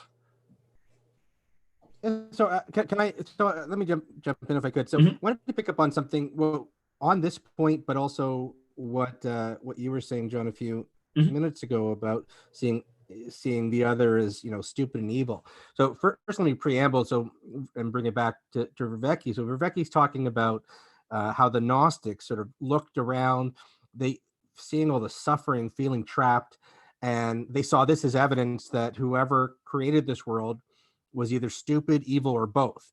And so in Plato, for example, Plato came up with this concept of the demiurge, and but that demiurge is sort of as a metaphor, as a mythology to help explain, these patterns of I think he was talking about time and eternity, but the Gnostics sort of took that image of the demiurge and sort of treated it as like an evil overlord. And what Vervaeke says is they're trying to articulate their sense of being trapped. The socio-political structures were thwarting them. And so he talked about it as a mythological way to talk about existential entrapment. And that by looking at they looked around the patterns of their culture and said, these patterns are not helping us shape the world to alleviate our entrapment. They're entrapping us. And so, whoever's putting this into place is either again stupid or evil. Now, and they came up with their own myths to counteract that. And I really like that approach of myth. It is sort of these stories we tell each other to emphasize patterns. And so when our myths are seen as not helping us but thwarting us, one thing you can do is create new myths that are designed to help you. So, for example, with the train, you could create the myth of the person who gets crushed in the crowd and spread that. And that can lead to maybe people saying, hey, maybe we shouldn't push as much because, I don't want I don't want a baby to be crushed, getting into the train. But the other way that I think we use these myths all the time is we create these myths about in these us versus them dynamics. We create the myth of the other side, that the other side is stupid and evil. The other side is the one, is the problem. They're the one who is attempting to thwart our efforts to alleviate our own suffering. And that side creates the same myths about us, that we see the other as the thwarter, as the evil and stupid person. So like this concept comes in, I think, everywhere in like all these discussions we're having online. And there was sort do of you think we can dispense with an enemy? Or do you think we always have to have one? No, I think we can, in the sense that I think we have a natural instinct to perceive the other as the enemy, but I think we can take steps to change that. And yes, the enemy, I mean, the enemy can be a focus, but so can working together, I think, and so can working to understand one another. That can be a focus. And we start to see the other, I think, as like the enemy does play a role, but that doesn't mean that role can't be played in other ways. Right. And there, it seems like there's kind of like multiple ways in which there can be an enemy. So like you can have maybe like a Christian thinking of enemies, where it's not like hate the sin, not the sinner, where like, sure, this person is doing something that is detrimental to myself and society, but it's not them doing it. It's their fallen nature, or it's the devil working within them and tempting them, something like that. And there's sort of this abstraction away from the person, who they are as an individual, and rather onto this like otherworldly figure that we can kind of blame for these types of things. Like, I mean, I guess you could kind of draw the connection between Satan and the demiurge, other than the fact that God is the one that created the heavens and the earth within Christian theology. And then, but there's other ways too, like I don't know, from Vervaeke's lecture, I was kind of seeing his connection with all the different aspects within our modern age as well. Like the accurate critique, like it's almost like Marx was a bit of a Gnostic, because he recognized that the way in which we are interacting is not for our own benefit. It's drawing us away from being able to live happily with our families, and it's like causing our like strife between marriages and things like that. It's ultimately going to end in destruction. We're like, why are we doing these things? We are being pawns to this like ideology that has gone off the rails. So it's no longer serving its purpose or function, and it's just commodifying humans into capitalistic market or value creators. And it's very much the case that like people once reading Marx kind of go through that sort of gnosis. They escape from the cave. They take the red pill. They find the key to kind of unshackle them. You have not, yeah, just like Marx's iconic saying, which is absent from my mind right now. And they are using that to kind of give them new prescriptions to how to go about and new myths. And those myths can sometimes be taken too far to their own extreme. Can I reframe it for a second? Oh, Nick's coming on. You've done some working out, right? Yeah. You've lifted some weights a couple times, maybe. Yeah, I try to do it like at least once a week, as best as I can. Curled a few dumbbells. You know, the goal of that is to actually destroy your cellular tissue down there, right? So that it can regrow. Break it up. It's actually to destroy it. To cause it harm. Right? Now I want you to imagine yourself as a cell in your bicep, and the body that's deciding to work you out is the government you belong to, or the state that you're part of, or the culture that you're within. Well, this is where we have to get into the conspiracy aspect, which is the dark side that he talks about in this in lecture too. There can be a good way of seeing that and a negative way of seeing that. Yeah. It's a very okay. So I think I can kind of see the distinction there. Like if I was a Gnostic, I believe the thing that's destroying me was something irrational. Say it's a mindless universe, or it's the facts of nature. Evolution is guiding me towards or to living out this life that is ultimately detrimental to myself. Like I've been imagine you're one of the cells that survived and you just watched your neighbor blow up. You just you have survivorship bias as a little myotrophic cell. You're like, why did I live and my neighbor got blown up? Okay, so there's hypertrophy. There's the ancient Hebrew or Nietzschean or even Christian interpretation of the destruction of a cell, to see it as, and it's not so much Christian, it's much more ancient Hebrew, as Nietzsche kind of points out in his work, that the fact that somebody is like a cell beside you is exploding or is being destroyed is ultimately for the betterment of the greater collective society. It's only because we have. Now, here's what's really weird, John. Come on. Here's what's really weird. I mean, you got it. That's absolutely right. Yeah, because you are working out, right? You're working out. Why are you doing it? Because somebody told you it was good? Because it feels good? It's one small, tiny little set of neurons in your mind that's convinced the rest of you that it should be doing it, right? How small a set of neurons is it? How small a set of neurons is guiding the rest of the entire body? How small a set of people is guiding the rest of our culture?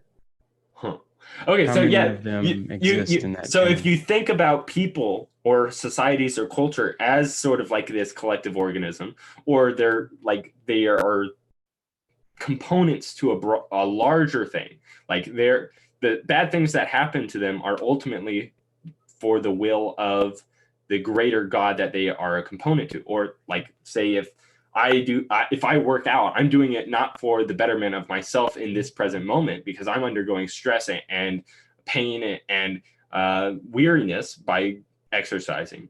Rather, I'm doing it for the betterment of the Ubermensch, the greater man that I hope to become.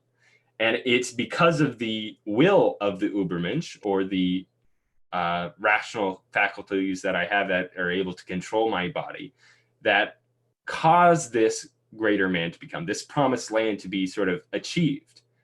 Now, the Gnostic understanding is like, okay, wait, hold on. Okay, yeah. Let's just not recite it though. I mean, you got it. You're reciting true facts about what they believe, but Well, let's What's bring going Nick into on this. here? Okay. Wait, Nick's here? Yeah, Nick just brought in. I think Great. since I Another started critiquing capitalism, he wanted to jump right in.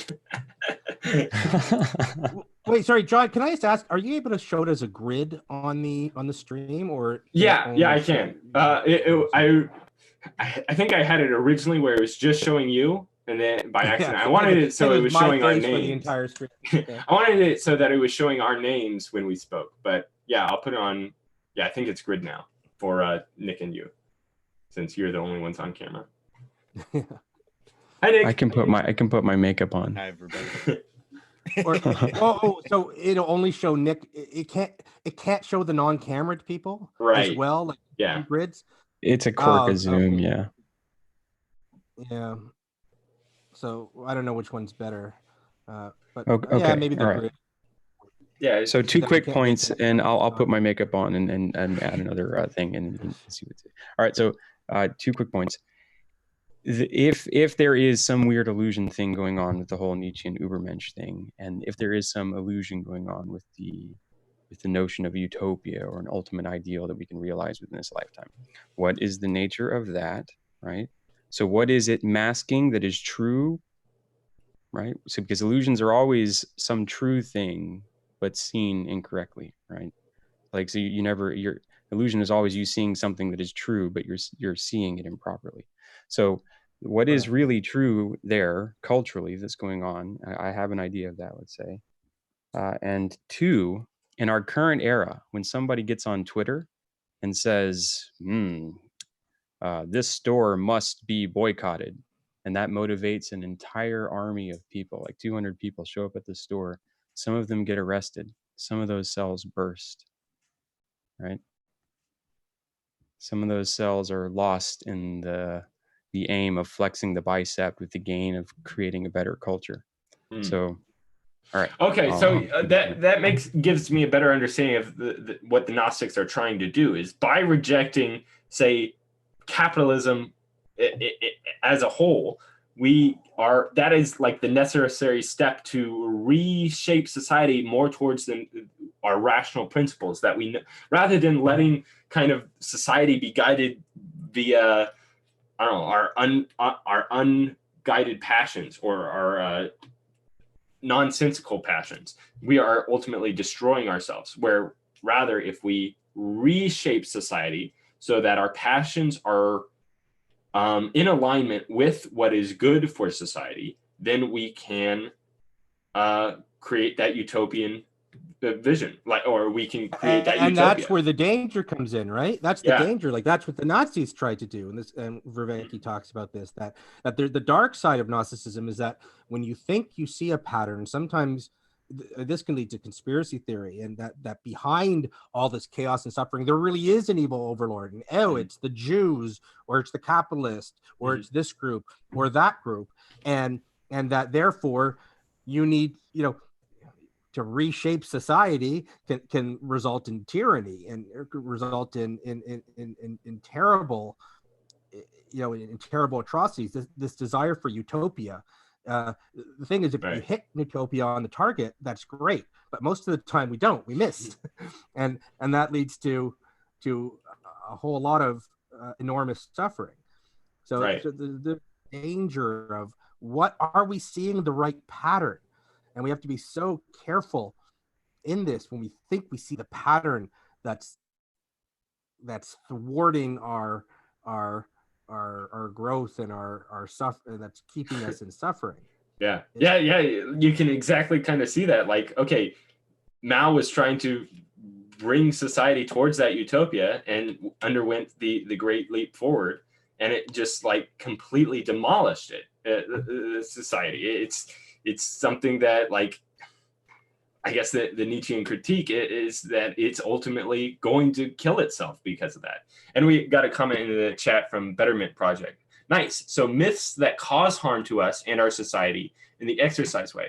I guess going off of a point. And he also says, or she, I'm not sure who this is, it's almost as if even if there was a secret elite in charge, acting as if there is causes problems. Yes, and that's very much kind of the ancient Hebrew I guess, workaround to the fact that there is suffering is by assuming all suffering is due to our inability, or it's due to our actions. Like, we did something wrong, we have to make amends somehow. We have to make sacrifices for the future, to draw from Peterson.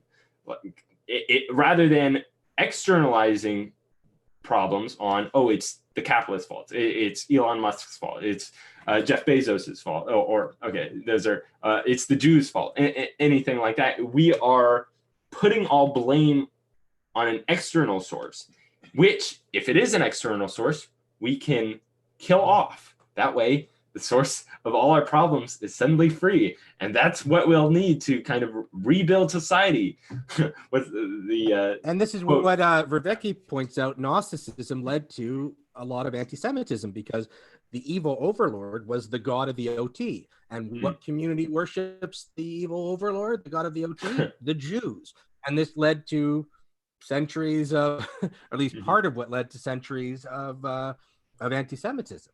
So there's this dark side to Gnosticism, and I think his response is, and it's not really, I mean, it's true, I guess, but it doesn't provide a lot of guidance, but just be ambivalent towards it. And I guess what he's saying is try to approach this pattern recognition more objectively and with a little bit less aha, we found it, we found the solution, they're the ones. And but sometimes they are the ones. That's the problem too. Yeah. Right. Well, so, yeah, Nietzsche has the sorry, Nick. Well, Nietzsche has the interesting prescription that by radically accepting things that we previously saw as being wrong, so like harm, things that harm me, this is good. This is something that makes me stronger. That which does not kill me makes me stronger. That which does not kill us, rather, makes us stronger. Because that's the case. Like, even if it hurts me to, even if it does kill me, because I'm part of this like collective organism of Judaism, I'm part of the Jews, or I'm part of the Übermensch. I'm the mechanism by which the Übermensch shall grow out of. I'm like the seedling by which the Übermensch shall grow. If we like reject all instances of harm, we're going to put ourselves into a situation in which anything can push us over. We're coddling ourselves, to take from Jonathan Haidt, to the point where we're not, like, you can no longer bring a peanut into a school cafeteria anymore because people are now suddenly like extremely sensitive to any types of nuts. It's this, by seclusioning ourselves into this like cultic into this kind of seclusionary position of avoiding these types of things that we see as unjust, we are only making us less likely to survive into the future. So it's almost like this weird trade-off that's going off. You can either live in the delusionary world. I mean, that's at least from the Nietzschean perspective, or I guess there's a way in which, like, even Marx was critiquing Christianity, like, as the opiate of the masses. Like, you can believe that if you're a nice person, then you'll get to go into heaven. But, oh man, that's really interesting. Marx's dialectic of history, or like materialistic dialecticism, is in a way sort of a Nietzschean perspective on things. But it's still, Well, they're all myths. They're all competing myths that we create to address these patterns. I mean, well, all right. So let me make a. No. Nick was wanting to say something. Yeah. What? I was just gonna throw in, because it's a little bit behind the conversation now, but one of the things that is kind of why Gnosticism is a heresy is the idea that we are always wrong. So it doesn't matter, right?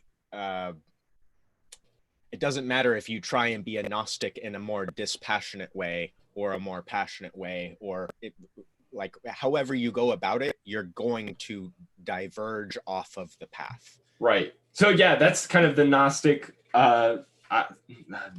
belief that they're giving to people is you too can become like God.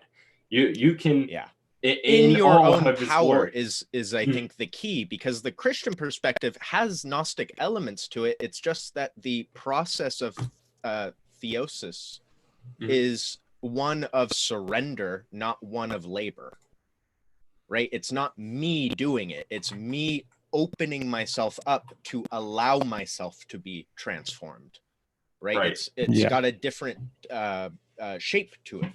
Well, that was the most fascinating thing from the very end of Vervaeke's lecture, when he brings in Plotinus in regards to Gnosticism, is Plotinus was able to kind of integrate Platonism, Stoicism, and Aristotelianism. And so there's sort of a element of, I guess Stoicism it has, but he's able to like connect them all with each other. And the difference between the Gnostics is that there is like all that's really necessary for you to kind of get the picture. There's secret knowledge that I can share with you, and you will be able to like live the good life. You'll be more connected with the good or God and be happy. Whereas with, I guess Vervaeke was bringing in with Plotinus is there are steps, incremental steps where you have to undergo change and then shape the world via that change. And then that's going to shape you, and there's this reciprocal relationship between us and the world, rather than, oh, I have everything I need to know right here because I read Marx's Critique of Capitalism, I read Das Kapital, or I read the Gnostic Gospels. I get the real picture behind the screen. I can see behind the curtain and like, oh, they're just acting off of their biology that has been evolutionarily ingrained within them. But I'm the one that have realized that, oh, that's just the memes that are propagating themselves within them that for a reproductive fitness and now I can kind of like work around that. But it requires. So how do we avoid the dark? How do we avoid the dark side? Like, how do we avoid coming up with the wrong pattern and recognizing that we have the wrong pattern and go down? Because sometimes they really are out to get you. Sometimes there really is this secret cabal, but a lot of times there isn't. And it can be very seductive to say, I see it. And, the red pill, in today's society, and, it's easy to scapegoat and say, point they are the ones who are the cause of my is suffering. Probably useful here, but one way I've tried to deal with it is you look for solutions that answer the problem regardless. So if your solution requires there to be an evil cabal, it's a bad solution. It's not going to work, right? Likewise, if your solution requires there not being an evil cabal, it's not going to work either, right? It becomes naive. So right, what I think we would look for is something that answers it in either case and orients us towards where we're headed anyways. Well, so I think kind of like the ancient Jews and the Christians have kind of a good, like, I guess, psychological mechanism for this, is whether it's the case that they are the cause of the wrongdoings against me or not, it's my fault.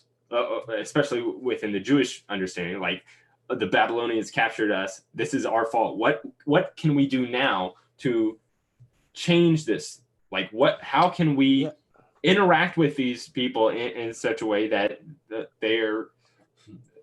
we can, I don't know, live peaceably in some way. But it's like, I accept, okay, we did this thing wrong. Now I can do something that can work towards the better somehow. Yeah, no, I better. Think, yeah, go ahead. Well, go ahead, Tyler. Thought better, right? How do we find that? This is the key realization, I think, and Nick pointed it out, right? It's and the phrase that came to mind was it's in the we, right? It is in the we-ness of the association between people who have similar beliefs, similar resonance, right?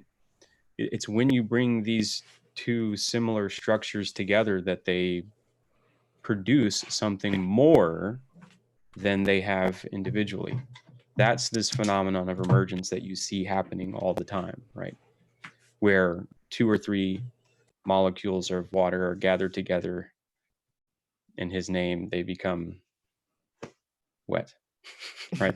There's this thing where when you gather together something enough together, it produces something more than itself. So, And sorry, I didn't mean to interrupt. no. I have a fun metaphor for this, which is the difference between nuclear fusion and nuclear fission as, you know, the peak of our ability to, too many white shirts, to produce energy the most efficiently, right? If you're looking at how fusion works, granted, this is different in when we try and do things like cold fusion, but in the universe, fusion works by collecting simplicity in mass. It just is this slow accumulation of similar things that start gathering a weight unto themselves, right? The grouping of them acts as its own magnetism, well, gravity. It's much more violent than that, though, usually, right? In the heart of a star. Yeah, yes. Right? When we cook it under the intense pressures and violence of but that's what happens as a side effect, right? Mm-hmm. It's this very relaxed beginning that then creates this enormous system and amount, or this energetic system. Whereas fission is almost, well, it is the opposite. You're making these extraordinarily complex and unstable basic particles and then ripping them apart. And so you can like take the analogy and apply it to things like culture and stuff like this, where it's how are these different movements or even memes within the culture actually producing energy, and what creates a stable form of energy and what creates a unstable burst or disturbance through the culture. Right. Yeah. I think that's right on. I mean, like in terms of the metaphorical processes, I think they're very, very similar, right? So, and it's exactly right. It's the geometrical ratio of this nice little balance in the very center that allows the intricate development of all the electron shells on top of that give the particular capacity for those things to function in the world, right? To interact with each other, right? It's the shape of the electrons and how they're willing to interact with other things that look like electron shells around them that gives us chemistry, right? And the bindings that they're willing to make, the handshakes they're willing to go into and, you know, share their energies with. And that's exactly what we see right now. That's what we're doing right now. We're just doing it at the level of sonic energy, right? Like we're sharing it back and forth. And to the extent that, you know, I'm agreeing, I'm going to sit right here and keep doing it. But when that bond is weaker, I'm just going to, that wasn't interesting enough, right? Just take off. Also, right? You get gaps when you switch from one force to another, right? So if you're dealing with electromagnetism, you can create a bond through chemical bonding of shared electron orbits. And then if you keep trying to push, if you try and make those things relate together more than that, you actually start energizing the system. And what will most likely happen is that you'll kick an electron, right? In this case, we might be the electron. If we are trying to force ourselves into relationship with something that does not have the capability to create a nuclear interaction, then we'll eventually load our little electron with too much energy and send it flying out of orbit to go as a free radical to combine with something else. And you can apply that to culture as well. Yeah, absolutely. But you can also say this. You can say, and this is what's so fascinating for me, as the human being, as the place where we can now discuss the very models that we're using and develop language to describe it. We are that process itself. We can identify with the whole process itself, right? So not just the electron being kicked off, but also the nuclear forces within. recognizing the value of the geometrical structure and the finesse of shared, energy shells, both of those things together, and the process which allows that to continue on and to build up into ever greater structures, we can associate with that process itself. It's phenomenal. I think And I think what you're we have saying to do that. What you're saying goes well with what Vervaeke gets into in the last bit on Plotinus, where he's talking about sort of what is real becomes more real as it becomes more integrated. I think that's what you're getting at. But we've gone for about two and a quarter hours. Maybe this is a good topic to start with next week to sort of finish off, because I think this concept of what is real, and and I think again what you guys have just been talking about really fits well. I think will really mesh well. Maybe we can start winding this one down and start with that next week. What do you guys? Yeah, sorry, I know you guys are new, but we've been going for 2.25 hours. Yeah, that's a good idea, and yeah, I think that's a strong point of where we can build off of. It is like how well things are able to integrate within each other, and that was kind of like the one thing that you had mentioned at the start, where we should like come back to was Vervaeke's criticism of Pauline Christianity. It is the fact that he's kind of rejected his past self, rejected his former name, whereas a Jungian approach would be to, I guess, integrate your shadow, so that you're working off of both the benefit, you're working off both benefits from both kind of antagonist points of view or personalities that are raging against each other. But that makes more sense of like Plotinus's understanding of the real, that we'll get into I guess next time. So you've got to be able to forgive your child self and the culture that it inherited from all of your ancestors. Right. Yeah, that's because otherwise you'll just kind of suffer from the sort of unending disdain, constant disappointment. Yeah. Everyone that lived 100 years ago were all idiots and racists, and right. Yeah. Even though they were the ones that built the world that you live now within. Yeah, that's not having any gratitude towards them.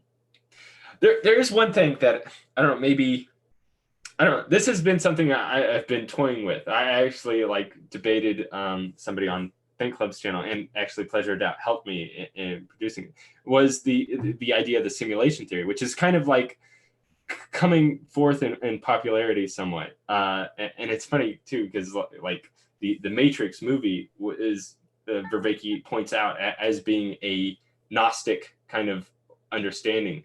And I think there's I guess, vulnerability within the philosophy of Christianity, where if we are existing within a simulated world, this kind of brings forth all of the problems of the demiurge. Like, it might be the case that what is rewarded in this world is not kind and noble acts, but rather the acts of people that are just working the system in order to exploit other people. And there's a similarity too with evolutionary psychology, where the understanding of religion as sort of this blind thing that is controlling people for fitness reproduction or genetic reproduction for fitness, that there's this, I guess, risk of what we think to be good. It is actually, or actually no. Okay, the worry with the simulation hypothesis within Christianity is that if it were true, then it would make this world one we ought to reject, because it is not like a product of a omnibenevolent deity. Yeah, we are really winding this conversation down, aren't we? Well, the problem I see there, almost more in the premise than the conclusion, is just I don't think it's true. I don't think the world does reward the bad actors, but this is in a weird way. they might make the money, but if we're looking at the actual reward system in the person, it does lend itself towards, there is a very deep sense of reward towards what we call good behaviors. So now listen, it might not get you ahead in power, but it does. This is good stuff, but it's gonna lead us in a whole conversation. Yeah. Well, so we actually already kind of why don't we take a note of it? Submit, with there are some people. Okay. Yeah. We'll definitely. Why don't we write these? Why don't we write these down and let's start with this stuff next week? No, it's great stuff, but I know I'm getting tired. My kids are clamoring for some attention. Yeah, it's already almost one. So gone almost 2.5 hours now. Okay. So yeah. Well, you're welcome to run away at any point. No, I gotta go too. Like I said, man, you're an electron, right? Just like Nick pointed out, you can just fly off anytime. You're free radical is what we call you. That's true. All right. Yes. Thank you all for joining us. Thank you, Sumit and Nicholas and Tyler and Brett for joining us, and everyone in the chat as well. We are the Bevry community. If you'd like to interact with us, join us in on any conversations like this. You can go to our Discord down below, or reach out to one of us on Twitter. We'll be sure to talk to you and maybe add you in for one of these if you're up for it. So thanks everybody, and we will be discussing lecture. Well, I guess kind of finishing up. That's the thing with Vervaeke's lectures is like he puts in all this new stuff at the last 5-10 minutes. So that was basically what we had for this. So we'll get into Plotinus and maybe some of the conclusion to the dichotomy between the Nietzschean worldview and the Gnostic worldview next time. So thank you, everybody.